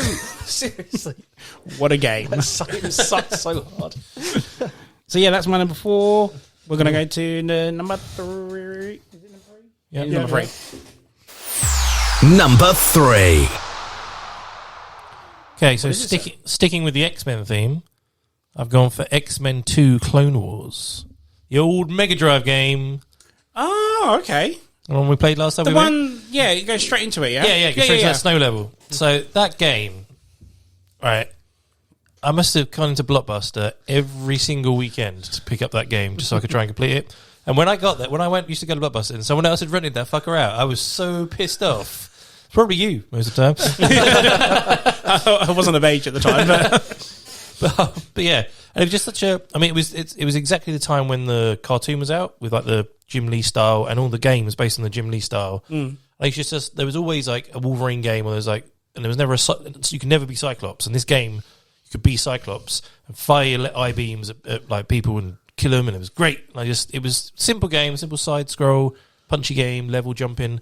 But I just used to have such fun with it. you couldn't just pick the characters though, could you? The first level you can't, but then when you get into the next bit, you can then pick characters. Right. You have to go to destroy the Sentinels. Yeah, not Cyclops restart. Yeah, exactly. Yeah, yeah, it's just a full reset. Exactly. That's exactly it. It's like, I don't want to be Beast. Yeah. Come on. Being a 90s side scroller, the difficulty with Spike would have been horrendous for that. So I'm Cyclops, fight dead. God damn you, tank at the beginning. Yeah, but it was. The first one was you were fighting. I guess in the hand they were like red ninjas. They must have been the hand. Second one was fighting robots and Sentinels. I must have completed it, but then there was some bit in on Asteroid M. You fight Magneto, then you can be Magneto. I think it was like Aztec Apocalypse style, and I can't remember after that what happens. But yeah, it was just such a simple, fun game that had that 90s X-Men look that I just fell in love with, and it was just I used to rent it out all. I don't know why I never bought it. Why did I never buy it? I think it was really hard to get hold of. Because you rented the shit out. Yeah, I think it was really hard to get hold of or something, but I always used to just go to Blockbuster like nearly every weekend and rent it out. But your parents always bug you, like I want to go to Blockbuster, and I forgot, really? Yeah. It's like, they always bug me, like, because obviously... You used to take it back because it was out of the rent service. I'll have it again, please. Exactly, yeah. Just keep it forever, and there'll be a big bill for you. I've never taken it back. But when that game came out, there was another X-Men that came out for it called Mutant Apocalypse, X-Men Mutant Apocalypse, and I always got those two confused because I think one was for the SNES and one was for the Mega Drive. Yeah, okay. So I never really played that one you talked about. I talked about because I was like Rob Zane with I was the SNES person at the time, and I played the Mutant Apocalypse one instead. Because there was another one called Spider-Man and the X-Men, which came out on the SNES as well, which was a very similar game. It was more like brightly coloured, but you could be... Was it like Storm, Cyclops, Wolverine? Wolverine, I think was that one. And Spider-Man, but they were their own little levels you could do. Sure. Well, I never... because my friend... so Liam, who's the other person on Ledger Podcast, he had the SNES. He used to go around his house because he was 2 doors apart to play that, and then he'd come around and play that. So we swap around. Yeah, you always had the one guy, so you was either one and your mate was the other. Yeah. I had to go to my mates to play Mega Drive. So it's like, Streets of Rage? What? This is very adult orientated. There's a Streets of Rage 4 on Game Pass. There is, yeah. I love Streets of Rage 4. You should play My daughter play it all the time. Good fun. So that's your number 3? Number 3, yeah. Nice, good fun. Rob, number 3, sir. So veering out from traditional comic book superheroes to super-powered people in games. Okay. There were 2 games that came out roughly the same sort of time. That was Prototype and Infamous. Oh, okay, yeah. And I ended up playing Prototype a hell of a lot more on the 360 than I did. I know Infamous was a really good game, but I preferred Prototype just because of the amount of powers you got. You became so overpowered towards the end. So I don't know if you guys played that at all. Yeah, and there was a sequel to it as well, wasn't there? Which was terrible. Oh, was it really? I never. Oh, well, that's a shame. You got Infamous Second Son as well. Yeah, that was on PS4. That was on PS4. Yeah, I've got that. That was one of the open exclusives for it, wasn't it? Yeah. So in the Prototype game, you're a researcher at a lab, and basically Venom breaks out and infects you, and you become this being that can change your arms into tentacles, blades, and whatever you want to do. But the virus gets loose in New York City, And a bit like in some of the Spider-Man games, the entire Renewal City is mapped out. You can go anywhere in it, but there are places that are under heavy infection, so you can't really go there. And you lose your memories as well, so you don't know who you are at the start of the game and why the military is trying to kill you. So you start building up, you start absorbing people to get their powers to find out their memories and find out who you are. It's like Born Identity. A bit like that. But equals Venom. But you're a virus that can turn its body into whatever you want to be, and the more sort of bosses you take on, the more powerful you become, and you eventually become this being that can fly around the city and kill these. The military turns up at one point because the city becomes massively infected by the virus, and these people are getting mutated into these things. A bit like in Web of Shadows. But you've got these massive arm blades. You can turn yourself into a Hulk that can smash tanks and throw them at people and jump around. Mm-hmm. Badass. It was good fun. And then when you get to a certain level, you can destroy entire buildings. No way. I've never played this game. I know of it. I've never played it. Yeah. God damn. It's good fun because there were stealth missions as well. Because rather than running around the city trying to, because the armies, you're just there while the army's trying to contain this outbreak that's happening, and you're trying to find people from the military and from the viral side of things who knew who you were and what you were up to. Some places you go to these military bases where you have to sneak in, and you've got this power where you can absorb people and change into them. So you're inside a military base, and you can't just go hell for leather with them because they'll just shoot you down. So you have to sort of stealth around as someone else. Pretend to be them. Absorb all the people in there so you can find the guy you need, get his memory, and then you go into what's like this mode called your memory web, where you start piecing together your memories to find out what's going on. Okay. It's a really cool game. So it's more than just go around beating the shit out of everything, and then you can actually unlock stuff. Yes, very much so. Because you find out, spoilers towards the end of the game, that you're not actually that human. He died in a lab outbreak, and you are a sentient virus that took on his memory, took him on. Shit. So, and then you get to fight basically your evil twin. And then like with Web of Shadows, there's a good ending and a bad ending, depending on which way you go at the final boss. So that's cool. It was, a lot of fun. And same with Infamous as well. I don't know if you played that at all. No, I've got the second one to play. I haven't played it yet. But that's a damn good free roaming superhero game. Yeah, it looks good. They came out sort of the same time, didn't they? Exactly. And a lot of people were confused what Prototype or Infamous was. They're like, you talk about that and you say Prototype. No, that's the other one. So I can't remember how I ended up getting Prototype over Infamous, but I think because I think there was one. I think was Infamous only available on the PlayStation. Yes, it is. Yeah. Because I had a 360 at the time, so obviously I was playing Prototype a lot more. Sure. Yeah. I think that's why I ended up playing it a lot more than I did. So it's not a traditional superhero game in that sense, but it's a guy who gets powers and just having fun, wrecking shit up as you get more powerful. It's fun. We'll accept it. It's nice allowed. pick, sir. Number 3, Russ. Spider-Man. Go. I'm going to guess Shattered Dimensions. Shattered Dimensions. Oh, Yeah. nice. Is that the one that you wanted? That's the one I took out. The one I took out. Yeah. So this game Is it in yours? No. No, it's it came after I think it was the one directly after Web of Shadows. It was quite disappointing because it wasn't free roam. Yeah, that was my first thing. I was like, oh, why it's level based? But when you get to play it, you can understand why they changed it like that. Where most of because they're not as good as the 2018 version, they're still kind of basic with the combat and everything. But this one, it tightened up the gameplay a lot more. Did it come out? I think it did come out after Asylum, didn't it? It was very similar time, and they tried to copy aspects of that combat where you can push a counter button and web them up and punch them. But it was the way that you could play 4 different Spider-Men. But they weren't the same. No, they were each all one had a different, different thing, didn't they? Yes, was it Christopher Barnes from the 90s cartoon was the noir Spider-Man. Mm-hmm. 2099 as well. Neil Patrick Harris was amazing. I can't remember the guy that played 2099. And you had Josh Keaton, who was Spectacular Spider-Man's voice, as the Ultimate One when he had the symbiote suit. And just going through those, I remember playing it at my friend Chris's house, and his son is a massive Spider-Man fan. So we're sitting there playing the tutorial level, and you got Madam Web explaining what you need to do, and she goes, "Right, climb this wall, and using your suction adhesive powers, climb this wall." And he goes, "I think you find they're called stickum powers," and starts climbing the wall.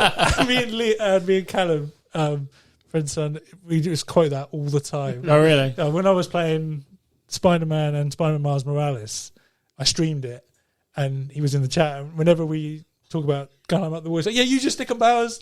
And that quote has stuck with me for such a long time, just for this little tutorial of this game. But like when you start, I think it's Craven is the first level with the Amazing Spider-Man, because the premise is Mysterio was trying to take the tablet of chaos and time from a museum. Spider-Man tries to stop him, it accidentally gets smashed, and it goes scattered across the multiverse, and then Madam Web turns up, and you've got to go to all the different multiverses and try and piece them together. And I think the premise is that some other Spider-Man do get other segments, but you don't play as them. You only play as these 4, and you do 2 levels each, is it? Or is it 3 levels? No, 3 levels each. Yeah, because you've got Kraven, Sandman. I remember the Sandman boss battle was quite epic on that. It was an awesome construction site, wasn't That's it? right, And then it was just everything was spinning around. That's right, yeah. And you're trying to web between each of the columns. That was a great... Wasn't like the Venom one like on an oil rig or something like that? Or The oil rig was the Deadpool one. Right, okay. And the Venom one was... Oh, no, I think they were both oil rigs, because they definitely have water around it. Yeah, I swear the Venom one. Yeah, the Venom one was you were travelling through tunnels and one stuff. of the levels had a... And then the Deadpool one, you were playing some game, weren't you? Pain Factor. And then that was like on a big circular oil rig thing, right, platform section. Then you were Carnage with scientists, were taking over. He was like infecting all the scientists, and you had loads of them to fight. Because you had the Venom suit, or you had the symbiote suit, and you were swirling around and smashing the crap out of them all. The Noir ones were really good fun, where they were just stealth missions, weren't they? Where you would just... That's right. Hammerhead... I can't remember who the middle one was. Because the last one was... Because Hammerhead worked for Norman Osborn, and when the Tablet of Time gets infected with Norman, he becomes the Goblin in that world. Oh, it was Vulture, I think, was the second one. Because he was in that world. Wasn't Vulture on the 2099 one? No, that was Hobgoblin, Scorpion, and Doc Ock. Okay. Yeah, and I'm pretty sure it was Vulture, because Vulture in the Noir universe was the one that killed Uncle Ben. Oh, and right. That's why he wanted him so much. Because he never did what he did in the Ultimate one, the Amazing one, where he stopped him but then didn't kill him, and he kind of got that sort of satisfaction stuff. But he never did in the Noir one. That's why I think he was a bit more gritty in that one. But yeah, just playing as the 4, and they're all battling off each other. And then like when you finish the 90s cartoon, it kind of finished off with Madam Web. He goes, let's go and find Mary Jane. And then this story starts off with Madam Web coming to see you, like, wait, did you find Mary Jane? What happened? It was like a good little tie-in. But yeah, so the only disappointing thing was it wasn't free roam, but I think it worked well for the story that it had. Yeah, I think it's my favourite Spidey, apart from obviously 2081. Yeah. But yeah, because again, I wasn't very into open world stuff, so the fact that it was just a straight A to B Spider-Man is probably why I liked it a lot. Rob, you mentioned about you like Noir Spidey quite a bit on that one as well. He's become one of my favourite sort of variations of Spider-Man, so I was quite impressed that they put him in that. Yeah. Yeah, definitely. Because out of all the, I don't know if you're reading the the X-Men Noir comics that started that whole thing off, and a lot of them were very strange, but the Spider-Man Noir was kind of cool. Yeah, he was kind of wicked. Yeah. I just love his whole homemade suit with the stitched together mask and the aviation trench goggles. coat. Yeah, trench coat. Yeah. And carrying because he didn't have the trench coat, because I don't think they could do the physics in the game. But he had a jumper on, didn't he? Yeah, he had like a leather jacket. Where's the wind coming from? Yeah. Underground. Yeah. The best person that they could have cast for that. It's so good. I'm going to take this little colour thing with me. I don't know what it does. I hope he has that in the sequel. He's like, I figured it out. Still got it or something, yeah. Yeah, so that's my number 3. Nice. Number 3. My number 3 is a Batman game. Excellent. Ooh. You got any in yours? No. That's right then. So, going back to what Rob was saying about going around your mate's house to play games because you couldn't afford any, or I couldn't afford any at the time, is the Batman 89 for the original Nintendo, the first Nintendo.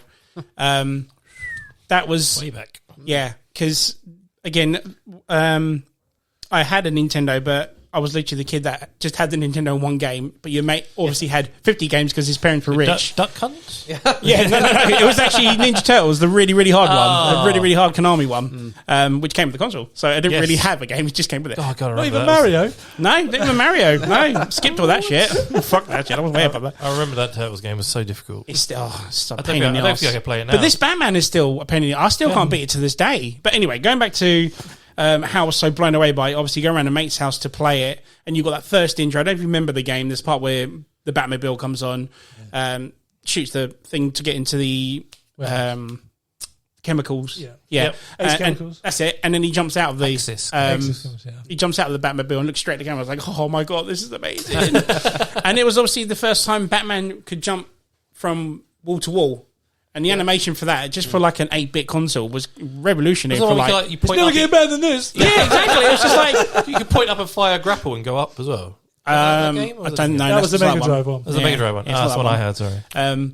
But yeah, and it's got one of the best soundtracks to it now as well. Sunsoft done some really good soundtracks with Nintendo stuff back then, but yeah, I can't even beat it today. I've got it on the arcade, and I can get to Joker, but I still can't beat it. It's like, Is there a bit where it's like a side Batmobile or Batwing level where you're flying? That's the Mega Drive one. God damn it! I think that's the. I love the Mega Drive one. Yeah, there's Mega Drive, and Because the Mega Drive one, you're behind the car, weaving in and out. Okay, I swear there's And a then, side view. yeah, and the side one is the Batwing at the near the I remember end. the Commodore one had the Batman one, and you had to like shoot the rope in time for the Batmobile to turn. Yes.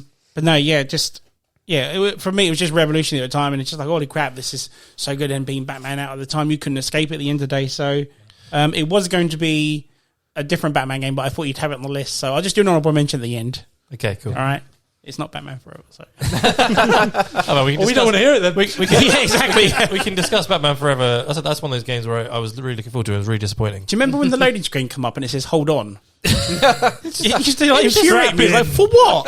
It was just the fact that like they didn't look like I don't know what the hell they did to the Robin costume. He looked like he was in tights and he was fat and he was like this. And it was Because every time you uppercut them, they go, "Arr!" yeah, It's just the same sound every time. It's never a different. because like as you say, like having the 89 and the Returns game was really cool. Then they went to that and it was just like, what the hell have you tried to do here? This makes no sense. You can tell it was done by the guys in Mortal Kombat at the end of the day. They were just giving it to me. Make this game quick. Yeah. Time for the film.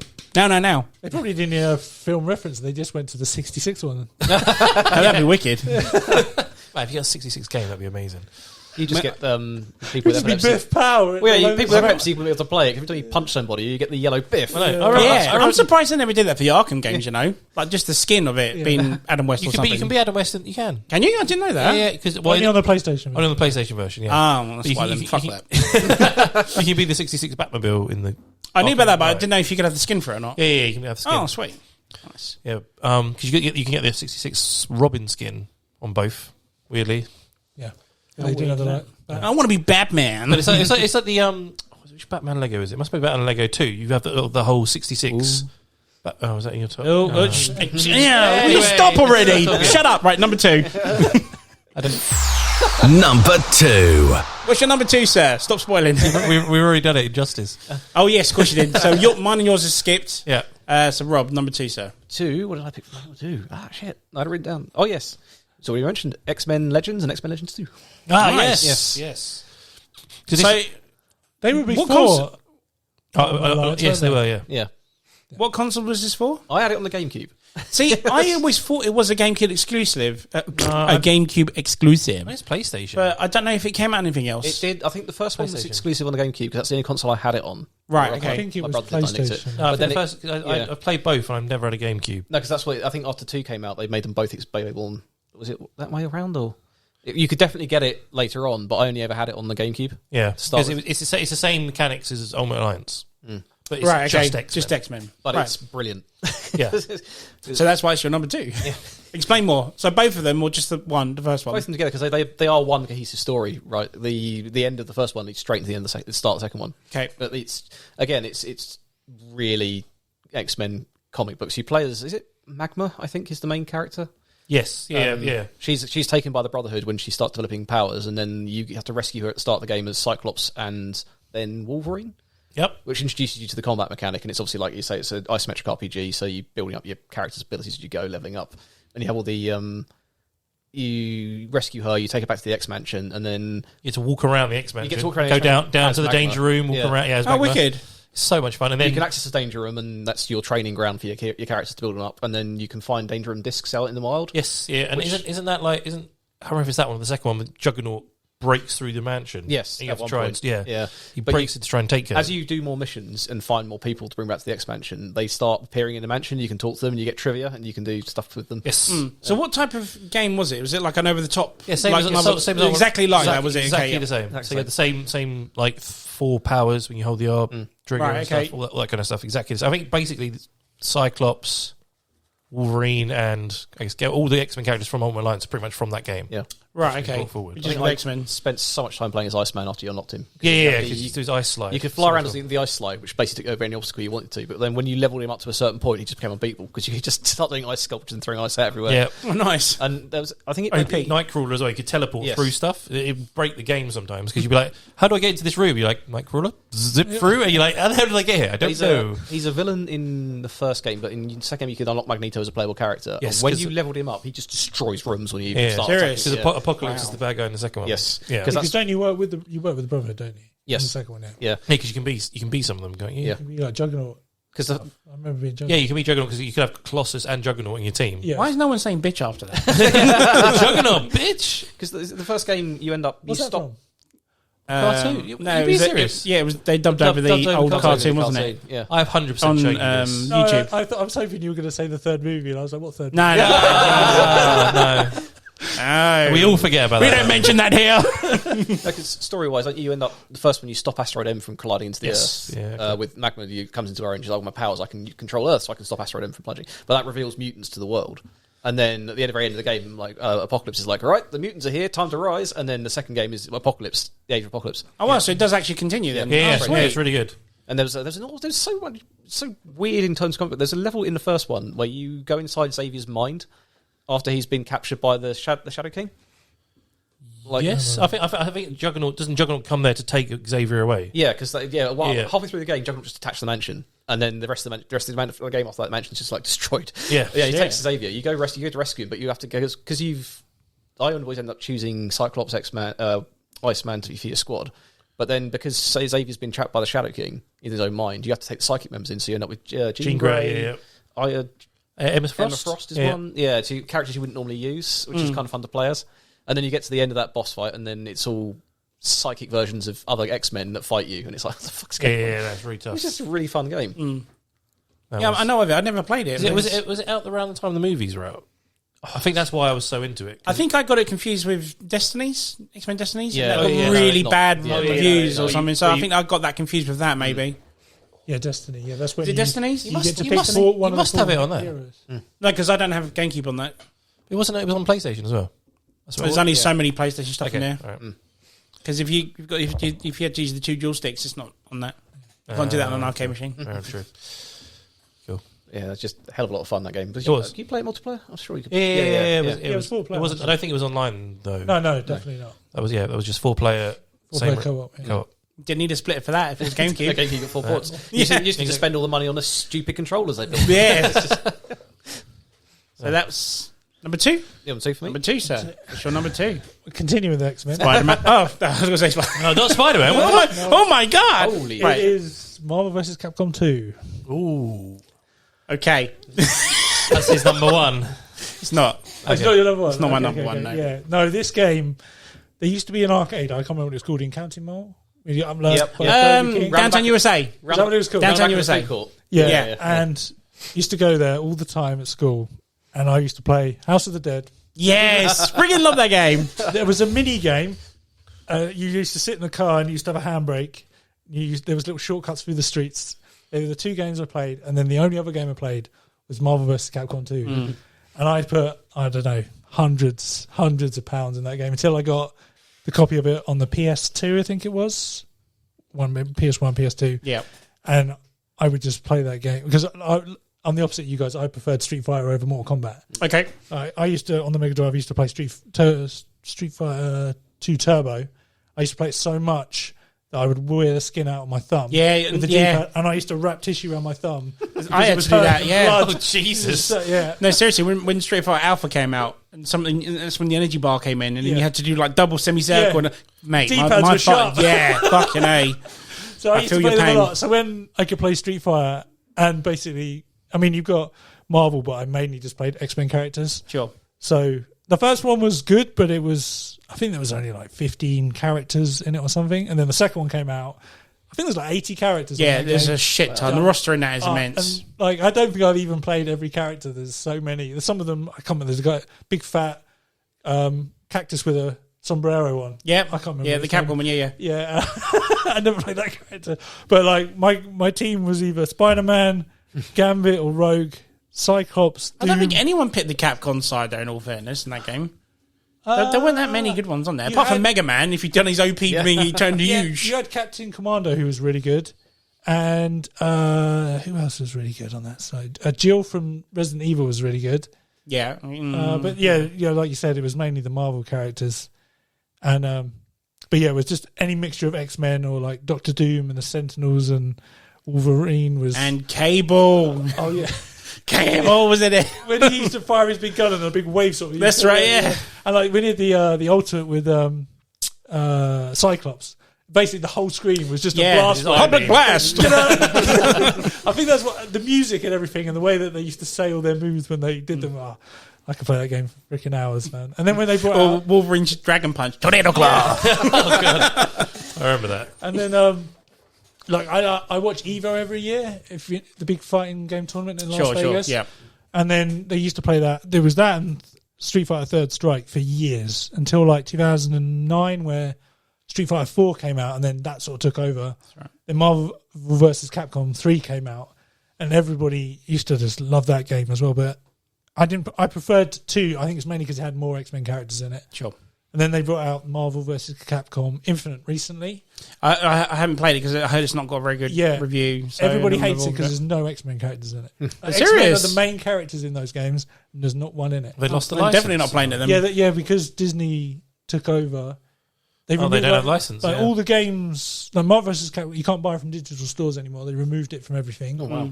And so they were like, let's put MCU characters in. And nobody who plays those games wanted those characters, so it just flopped. Actually, especially if you're a pro fighter from the Evo series and you're main X-Men. Exactly. You're like, virtually everybody, Sentinel and Doom are in like 90% of people's teams. And you don't put those 2 characters in. I mean, they put them in the third one. They put both of them in the third one, and then they removed Was that about the time that Disney, specifically the MCU, they were trying to cut out making comics for the X-Men? Yeah. Because it was still owned by Fox, and they didn't want Fox to be able to use new stories. Get some money out of it, basically, wasn't it? So that's annoying. Marvel vs. Capcom true. 2. Such a good game. Such a good game. It's a good choice. Beautiful. Yeah. But going back to what you're saying about them not being available in digital stores. So when Xbox, the 360, announced the backwards compatibility stuff, that was the most downloaded one at the time. It was. That everyone downloaded that as soon as it came out. As well. Yeah. I paid like £2 for it. Yeah, that's why the discs are so rare or so expensive now. Yeah. It's just ridiculous. It's a stupid amount of money now. I'm hoping they're making a 4th one and they'll go back. Isn't that Infinite technically the 4th one, or? The 5th one then. Because that one isn't numbered. That was just that's Infinite. exactly. So it's not make Marvel vs. Capcom 4. Yeah, so you can put erase all the X-Men characters in it and you'll get everybody back. You can and erase explode. Infinite by calling X-Men 4. Yeah, exactly. Because you can get T-shirts from Evo that just says "When's Marvel." Did you? All when people want. They just call it Marvel because that's all they want. But you saying you're a Street Fighter fan? Did you ever do Street Fighter vs. X-Men? Before that, yeah. Thing of the Children of the Atom. Children of the Atom was before that, and then you had Street Fighter versus that was a good game. Yeah. Wasn't there a Street Fighter Tekken crossover? Yes. They were there was meant to be a Tekken Street Fighter. That's right. They were meant to do reverse. Yeah. Yeah. Well, technically Akuma is in 7, but it's not really. The closest thing you'll get is Super Smash Brothers. Yes, because Kazuya's in it now. Yeah, exactly. Put Kazuya in it. Why? Yeah. Did you see the bit when he's throwing them all off the hill? It's like, he throws Kirby and you just see him background going, whoop, whoop, whoop. Can't get me, motherfucker. You can't down smash Kirby out, so it's just not going to happen. That is the greatest crossover game of all time.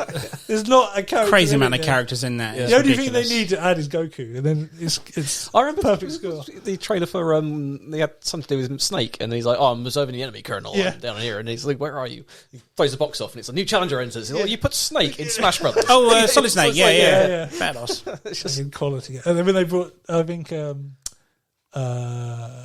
they did Cloud 2 years ago, and then I keep wanting to say Saffron, but that's a boss from World of Warcraft. What's his name? The big guy with the sword. Oh, from Final Fantasy. Yeah. I know who you're on, but it's not. Sephiroth. Yeah, Sephiroth, that's it. Sephiroth, yeah, and they added him a couple of months ago. Oh my god! You said saffron, I thought you were going to throw herbs and spices in there or something. Introduce our new bit of origami, bit of saffron. The second to last boss in next round of World of Warcraft is Saffron. That's why I keep big skeleton dragon thing. Fair enough. So that was number 2. Number 2. My number 2 is obviously done, so we're going to go to number 1, the last one.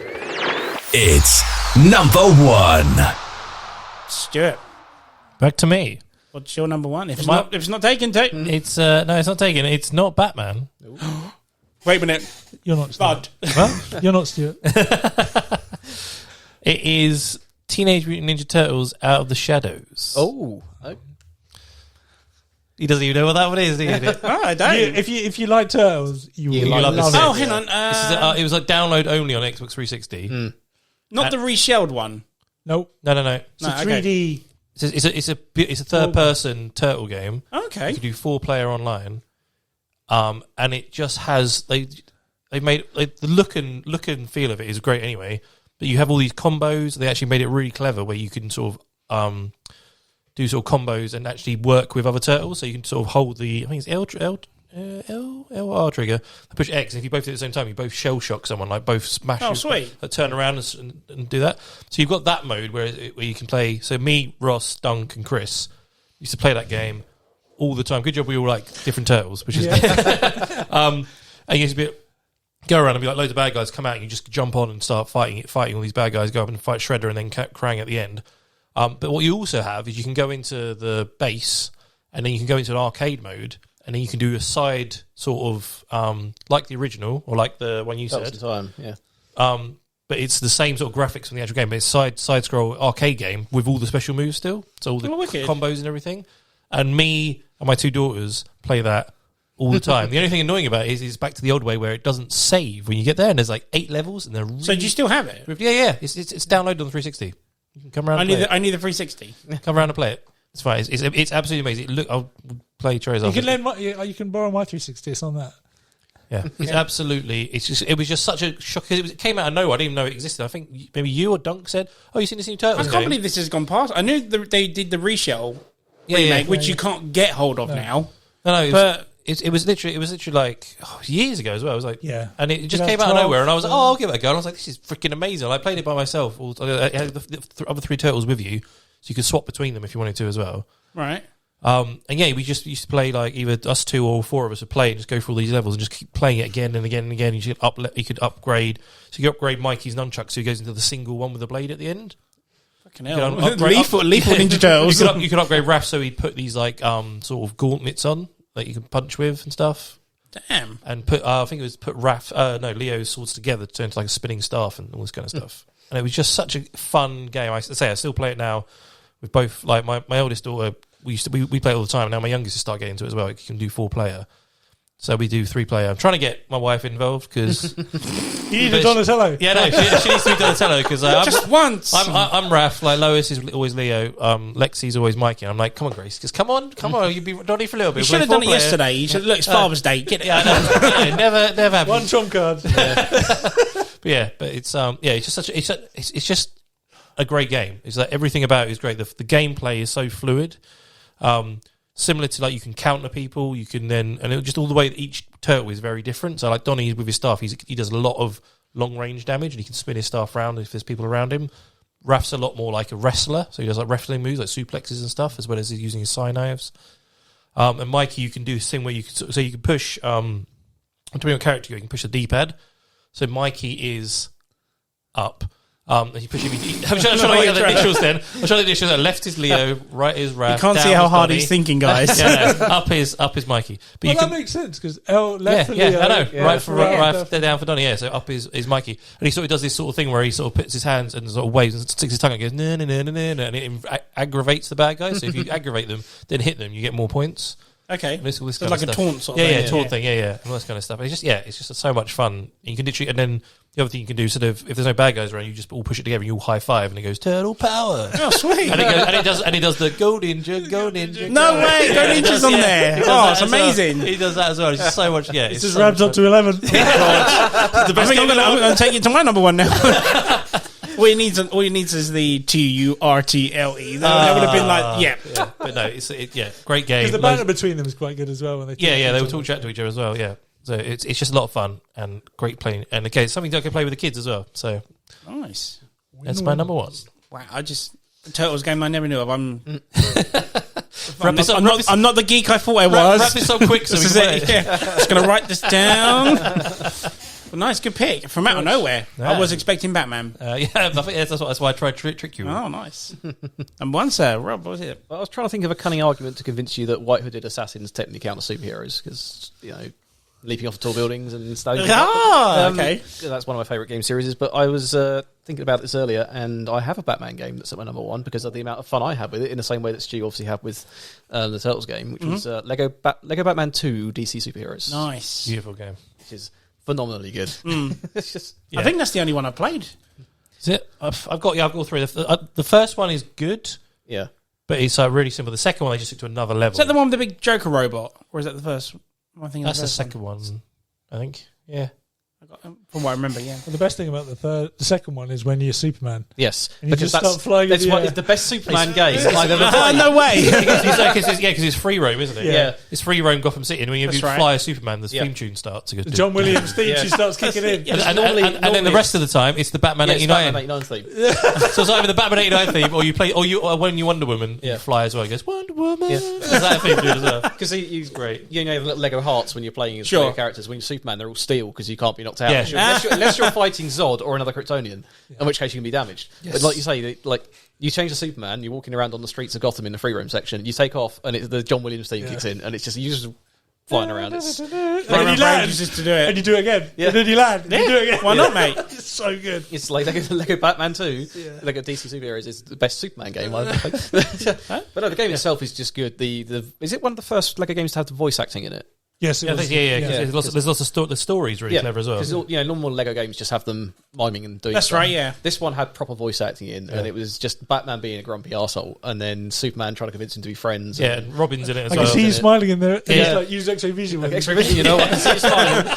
This one bit where they swap as well because like Joker and Lex Luthor are working together and they go up in an elevator and they go out and they try and throw kryptonite at Superman. And he's just like, oh, they pretend and they go, we just tricked you. And they just Batman takes off the wig and Superman takes off Takes off his whole hair. It's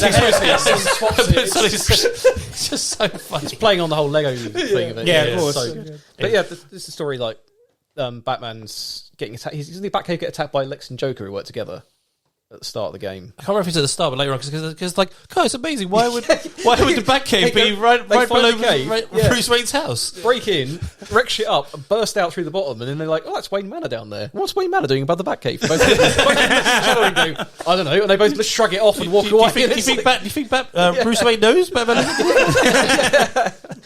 So much, so good. It's great. And then it's like him, because he's always rejected, in the story, he's always rejected being around other heroes apart from Robin, and then he has to learn to work with them all to get to the end of the game. And you got Green Lanterns in it, and you got it's all the characters in it. It's actually quite small. Shazam's in it. Yep. As a bonus one as well. Yeah, it's quite. But then the third game comes along, and you've got like a freaking ton of people in the third one. You can It's drive crazy. around Gotham City in the Batmobile. Yeah. in The only that. thing with that is you get damaged really quickly. Like there's loads of bad guys, and you just throw stuff. Drive at you. properly. You crash into stuff. It doesn't matter. Like when in the Arkham Knight game, you drive into shit. It doesn't matter. But yeah, that's not fun. it's one of They're those- bricks, though. but it's one of those prototypical Lego games that's you've got to unlock characters that can do different abilities to do stuff. Like the Marvel one, the Avengers game came out. They did an Avengers Lego one as well. Yes. They That's built free on roam that. as well. Yeah, it's free roam as well. But just for the sheer amount of fun, it's 2-player as well. You can have 2-player co-op in it, and the amount of fun you can have in that game was just so much. It's So would you say it's your favourite Lego game as well? Yeah, out of the Lego series I've played, I haven't played all of the Lego games. Of course, yeah. I think of one Star Wars one, the Indiana Jones ones, which punching short round off a cliff never gets old. It's just Motherfucker. Hey, you call it Dr. Jones. Lindy. Not the best indie film, still better than Crystal Skull. Wait for the new one. Yes, Crystal Skull will be better than that, I can tell you that. And the 78-year-old indie. Man. Fighting arthritis. Yeah. I want my family back. So a good choice there. Yeah. Nice. You're down to your number one, My sir. number one. Spider-Man. Nope. Mine is Batman. Oh, it's kind of Batman. It's DC Universe Online. Beautiful. Oh, good choice. Yeah. Where do I start with At this the game? times, well, yeah. Let's start with every time I turn my Xbox on, Ross is online. Guess what he's playing? I bought the game back in whenever it came out on the PlayStation 3. Made a character that was based off Nightwing. Batman was my mentor, and I had acrobatics, black and blue suit. Got to level 30, went into Kandak, got absolutely destroyed because nobody knew what the fuck they were doing, and then I quit the game because it was quite a chug to get to 30. Level 30 was max, and then nobody knew what they were doing. I didn't know anybody else that played it, so I sort of stopped playing it. Then it came out a few years later on the PC. Played it again, and didn't know anybody to play it with. And that game has a thing called feats, where they're like in-game achievements, where you have to do certain things in missions, or collect certain items, or do something in a time period, or whatever. And they're ranked as 1-star, 2-star, 3-star, and they give you either 10, 25, or 50 points. And every 100 points, you get a skill point, which then you can put in your attributes, which makes you more powerful. So the more skill points you have, the more powerful you are, so you need to do feats. And I got to about 130 feats, 130 skill points on the PC, and then I stopped playing it because I didn't know what it did, so that was twice. Then it came out on the Xbox in like 2016, I think it was, because shortly after it came out, they had like a little promotion thing for BVS where you could get Batman and Superman symbol unlocked. And I joined it's called a league in that game, not a guild. And it was called Justice League. I was like, I've got to be in that league. That's like the best one ever. And there's no I in Justice League. It was 2 O's though, because the way he did it, because you weren't actually allowed to have Justice League as a name because it's already taken. Of course, the game. yeah. He had these 2 funny symbols either end, but they didn't show, so you could write it on the keyboard, and then so he made it. But then when you have it above your name, it just said Justice League. Right. It was pretty good. It was this Scottish guy that created it, and I remember because I played it a little bit on the PC, and then I came back because they brought out a DLC called something of the light, where you Green Lanterns. They entered the Green Lantern panel. Oh, that's when I started playing it. Yeah, and played the crap out of that, and I loved the way the combos and the way that game played as the Green Lanterns. So when it came out on the Xbox, I was like, and I don't want to play that power again. I've already done that. So I chose Fire, and I did not like it the way it played. I got all the way to level 30, and I didn't like the way it played. So I was like, you know what? Let's change back to Green. And I had to pay like £6 to change, play as Green Lantern. And I was doing a mission in Nanda Parbat, trying to get Ra's al Ghul. And I met a guy on there called Josh, whose name was Thor94, and his character was, even though it was a DC game, he looked like Thor. He had lightning powers, and he was from Ireland. And we, because most people, the big open world game, but nobody ever talks in these games, even though you've got a mic and you can do all this stuff. Nobody did, but me and him both had a mic. We both started talking, and then we started playing. We did a few more missions. And then he was like, I've just created a league. Do you want to join my league? I was like, yeah, but you're not called Justice League. You know, I want to stay in this one. And we were like, well, let's create a new one. I can't remember what the name of his one was, but we said, well, let's create a new one. So we made one called Guardians Unknown. Kind of based, I think it's because that must have been the time when Guardians of the Galaxy came out. We both kind of like that movie, and we're like, yeah, Guardians Unknown, they can kind of works both ways with DC, because it's just sort of a name that would work. And we invited loads of people. Aren't they actually a thing in the DC? Oh, they might be. I don't know. I swear Teen Titans has mentioned maybe something about Guardians of the Unknown or something like that. I created a whole Facebook page. I created the logo, all this sort of stuff. Bloody hell. And we became like the second biggest league on the server. Because the really annoying thing is that if you play it on the PlayStation, you can play with PC people. So the servers are quite big and quite populated. When it came on the Xbox, you could only play with Xbox people. So everyone was quite new to the game, and nobody knew. No crossovers then. Yeah, no. And they said that when Fortnite a few years ago said, oh, we're going to do cross-platform across all, everyone said, oh yeah, they're going to open it up for all games. And they said that Daylight, I think they're called Daylight Games or something, said, oh yeah, we'll look into it. And that was like 4 years ago, and it's still not been done. But so we made this league, and we became, I think it was the second most popular one. And nobody knew that you needed to do feats to get skill points to make yourself more powerful, because we were doing raids, and people just getting one shot and killed and all this sort of stuff.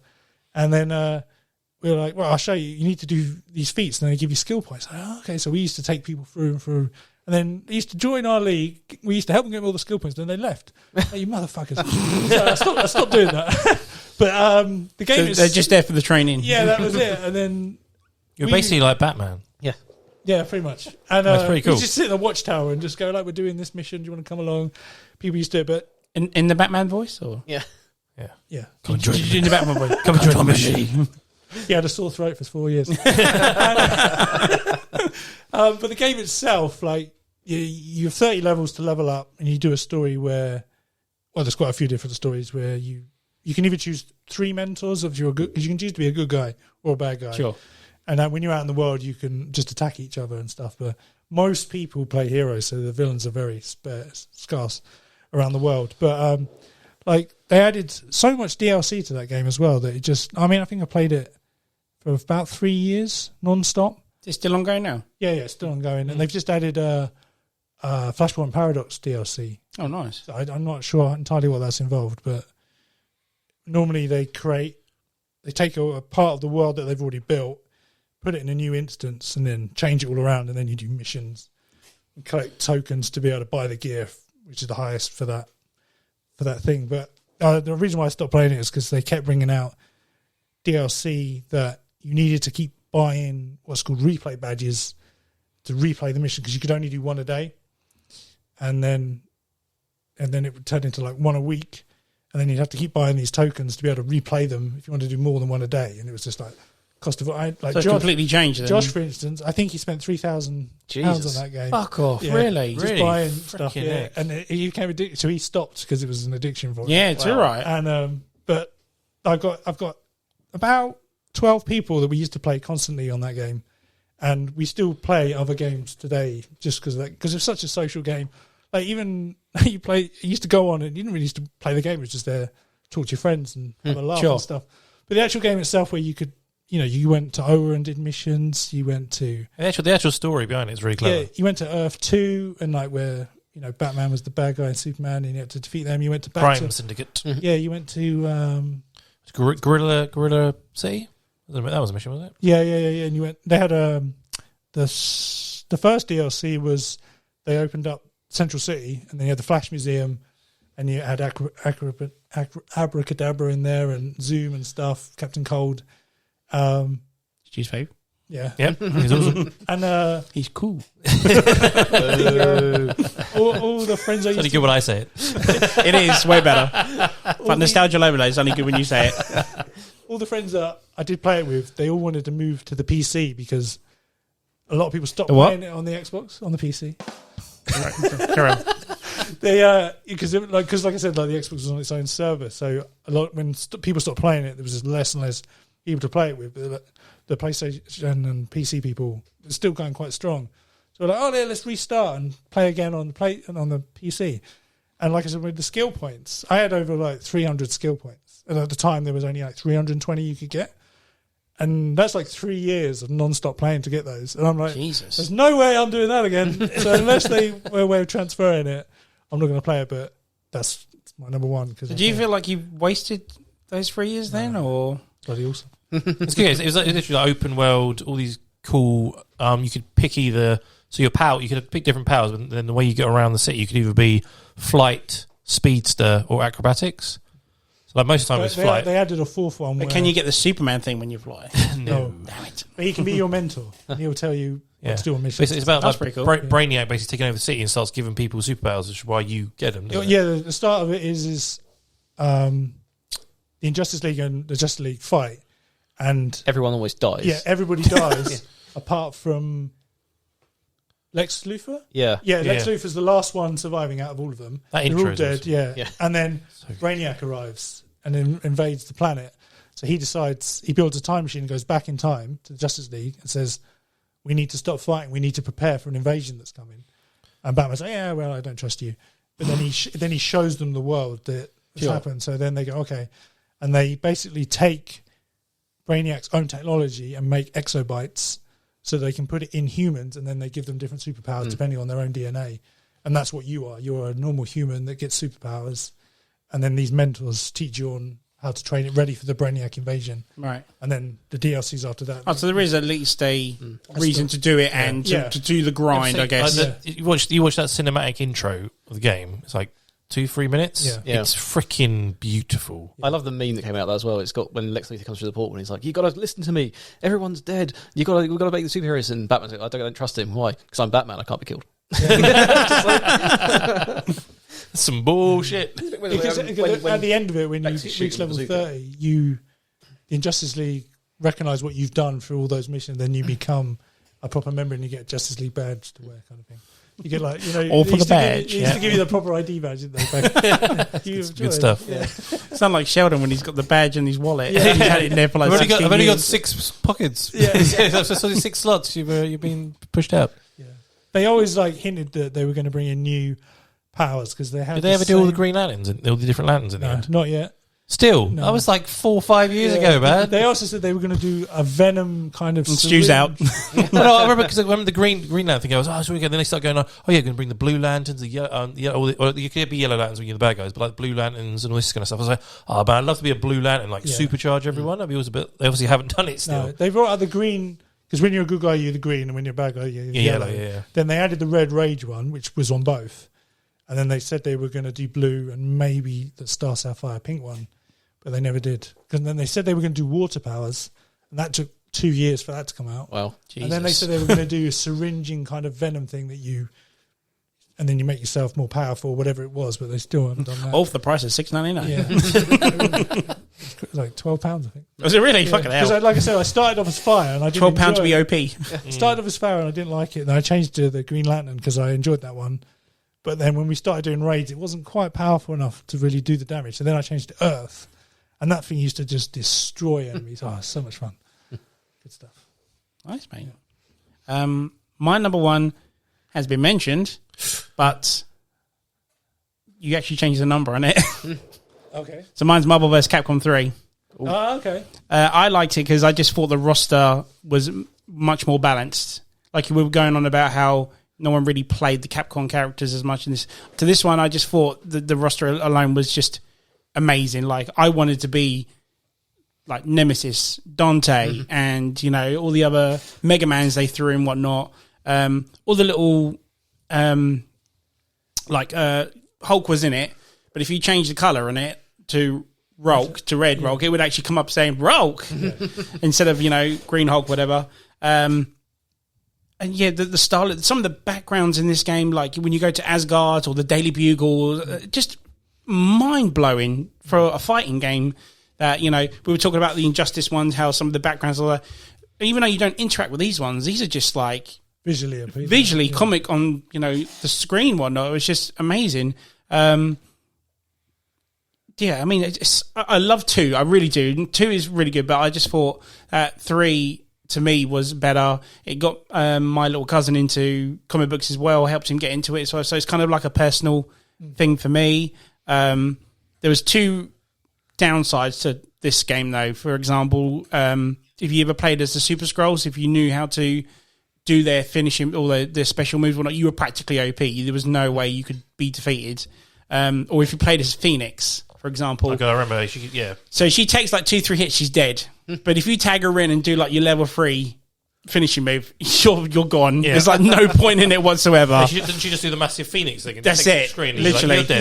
You have out of the 3 people, she has to be the last one alive, and you have to have level 5 power along the bottom. Well, when she dies, she becomes Dark Phoenix. Yeah, it's nice little touches to it as well, and like I said, some of the characters like Hawkeye was in it, the Ghost Rider was in this one as well, and just have him team up with like Dante, for example, or whatnot. It's just.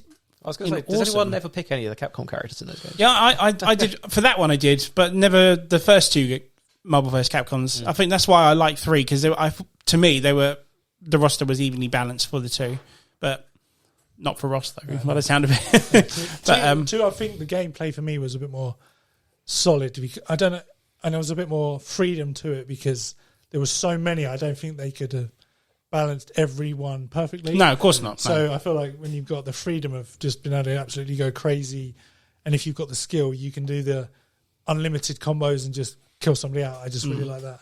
But like with Evo, I loved watching the 3rd one because when the professionals get in and they show you what you can really do with a character, like Dr. Doom in that, when you get to level 3, there's no chance, because they always use Sentinel, because when he uses assist, 3 missiles come out of the sky and they're really difficult to avoid.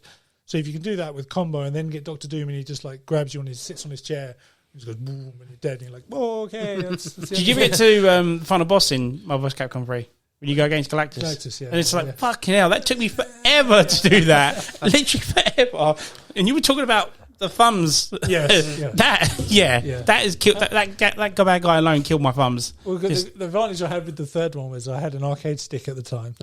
So I don't know how people can play those games with an arcade stick. It does take, if you've never played one, it does take a while to get used to. But once you get used to it, it's okay, yeah, superior, I kind of guess, yeah. yeah. No different with the controllers, and you get used to it, I guess, isn't it? But yeah, my hats off to you playing it on arcade stick. I could definitely never do that. Just like, come on, semicircles. Well, the thing was, half semicircles. Like I said, when I went to the arcade in Crawley, I could only play it on the arcade stick, so I had to get used to it. Yeah. So, I bought it for when Street Fighter 4 came out because I couldn't play. I was like, my thumb's only just gotten better after 20 years. I can't do it again. It's like, I ain't going through that shit again. Killed all the nerves. Yeah. So yeah, that's pretty much it. Did you guys want to do any honourable mentions at all, or There was a couple of games I was thinking about putting in. Yeah. so Batman Forever? Batman and Robin. But there's also other games I thought someone might bring up. So there was that Maximum Carnage game, Spider-Man Maximum Carnage. Yeah. So sort of like Streets Was of that on Rage, the Mega Drive? probably. No, SNES. SNES. I can't SNES, okay. remember. But that was like It's funny. We say SNES. We're the only country that say it. Is it? Yeah. Okay. But it was like Streets of Rage, but like you could be Spider-Man and Venom, fighting Carnage. But there was this wicked. I don't know why you do it, but it was wicked comment where you could jump on the wall in the background of the level, just crawl across. Don't know why you'd ever do that, but you could do it. It's quite fun. I just thought there's also like You can do it, damn it. Okay, so it wasn't a great game, but the fact it was open world I used to love was the Superman Returns game. Yeah. That had the best like health mechanic, I think. Yeah. Where the city, you were Superman, so how would you take damage? So it's the city that takes damage, Yes. instead of you. I Yeah. like that concept. So you could flick between like heat vision, ice breath, and Yeah. blow Just fly breath, around, yeah. and just fly around, and you could then just fight massive robots and throw them in the sky. So that was good. See, like the Batman animated games, etc., etc. The other one that I thought was really cool fun was the Punisher game. I was going to The side scroller. No, No. you mean the 3D roaming one? 360. Robo one, On the PS2. where you the first level you're in a funeral and you pop out the Yes. funeral thing and just shoot. Yeah, the but whole you gang. can do like brutal kills and Yes, stuff. you and can do sneak up like and stuff. interrogation and like Burn him on the oven. So yeah, yeah. put him in the aircon fan or And it whatever. was just because I think it must have been after one of the movies came out. And I was just like, man, this is so brutal. Like playing it, you just have to pick up ammo and shoot everyone, just go through all the rooms and everything and kill everyone. Did It's Thomas Jane do the voice in that one? like, I can't. No, I don't think No? he did. No, but I think it was after that. It was just after. that Oh movie. right, Yeah, sorry, I thought it was yeah. at the same time. It was just, I just remember that game being so brutal, and I just remember the first level. I was like, "Well, are we at a funeral? What's going on?" He says like push X, so like okay, you just pop out of this funeral thing, just like shooting everyone. I'm like, this is fucking awesome. A similar game to that one that I quite enjoyed, the Deadpool one. Yes, Yeah, I was But, gonna I say, thought, yeah, I thought, yeah, that's I right, thought yeah. someone was going to bring that up actually. Yeah, Because that's obviously the inspiration for where Ryan Reynolds' film went. Yeah. It's Yeah, like, sure. you've got all the fourth wall breaking, doesn't it? The bit when you get halfway through the first level, opens the door, everything's T-posing. He's like, shit, we need more budget. And he phones the bank to get a loan. And my favourite bit is like at the beginning of the first level, you start pumping off a bouncy yeah, castle, yeah. and then narrator's, "What the hell's over?" Don't worry, you'll find out later on. And then the second the end of the level, you shoot the guy, jump off the building, and you land on it, and he's blown everything up. And then the guys at the next level is then 2D. He's like, "What the hell's this? We can't afford it. You blew it up on the first level." As well, when, he gets ripped in half and he ends up on backwards. His legs facing this way and his head facing the other Yeah. way, and the controls are reversed. So you have to try and walk around killing people Yeah. while you're trying to fix yourself. And it's And just like, Nice. I think it's the third or the fourth level. You nick the Blackbird from the X-Men, Yes. and then you crash land, and everyone's like dead on the floor. And you find Wolverine, you just pick him up, and you just mash the X button. he You just slaps start him. slapping him away. Slapping the shit out. And it doesn't stop until you make it stop. So you can just sit there slapping him for hours. For hours? Yeah. Bloody hell. There's probably a YouTube video, like a 10-hour video of that or Yeah. something, isn't there? As well, when they get to the island where Dr. Sinister is, and then how did you get here? And he's like, well, we ran out of budget to do the CGI, so he's like doing puppet show explaining how the characters got to the island. It's just like instead of a cutscene. Yeah, that's just So the first puzzle is when it pops out of as it comes out of the elevator or something on top of that tower. And the narrator's like, "Oh my god, look at the size of them guns!" Yeah. And he's like, "That's what she said." It's great. Olden North, you can't beat his voice. Any others? that was it for me. I was going to ask you if, like, Dante, you would classify him as a superhero, because I would have put Devil May Cry quite up on the on list. 2 for me. I don't really see him I as a didn't see superhero. him, no, but He's more of a demon slayer sort of Yeah, thing, but he yeah. does. But then he has the whole, turn to devil sort of power, doesn't he? Yeah. Like a, No, in my opinion, but I don't know. You guys might That's see why it I didn't put differently. it in, because I didn't think so. Same with Assassin's Creed. That's why I sort of went, I'll just stick to super powered pigs. But no, the Lego one was still a good pick, though. In all honesty, Yeah. I got a couple, which was. Do anyone remember the Incredible Hulk free roam game? You can literally destructible. That's it. Yeah, you can go around smashing jump everything. up the buildings and stuff. That's right. Throw tanks and stuff. That was a pretty badass game. Numerous amount of side scrollers like the X-Men, the original. Welcome to Die, X-Men. There was a Punisher one of those. I don't know if you ever played With the Punisher. Nick Fury is the second character. That's it. Yeah. What else we've got? Batman Returns on the SNES. Yeah, on the Mega Drive. That's the one I've never completed. See, I was going to put that in my top 5, but I thought you were going to have that. No, I was tempted. But Literally because you can throw people against walls in that game. Yeah. That was mind blowing for SNES times. That's what I got. No, that's pretty much it. I was going to say Batman Vengeance.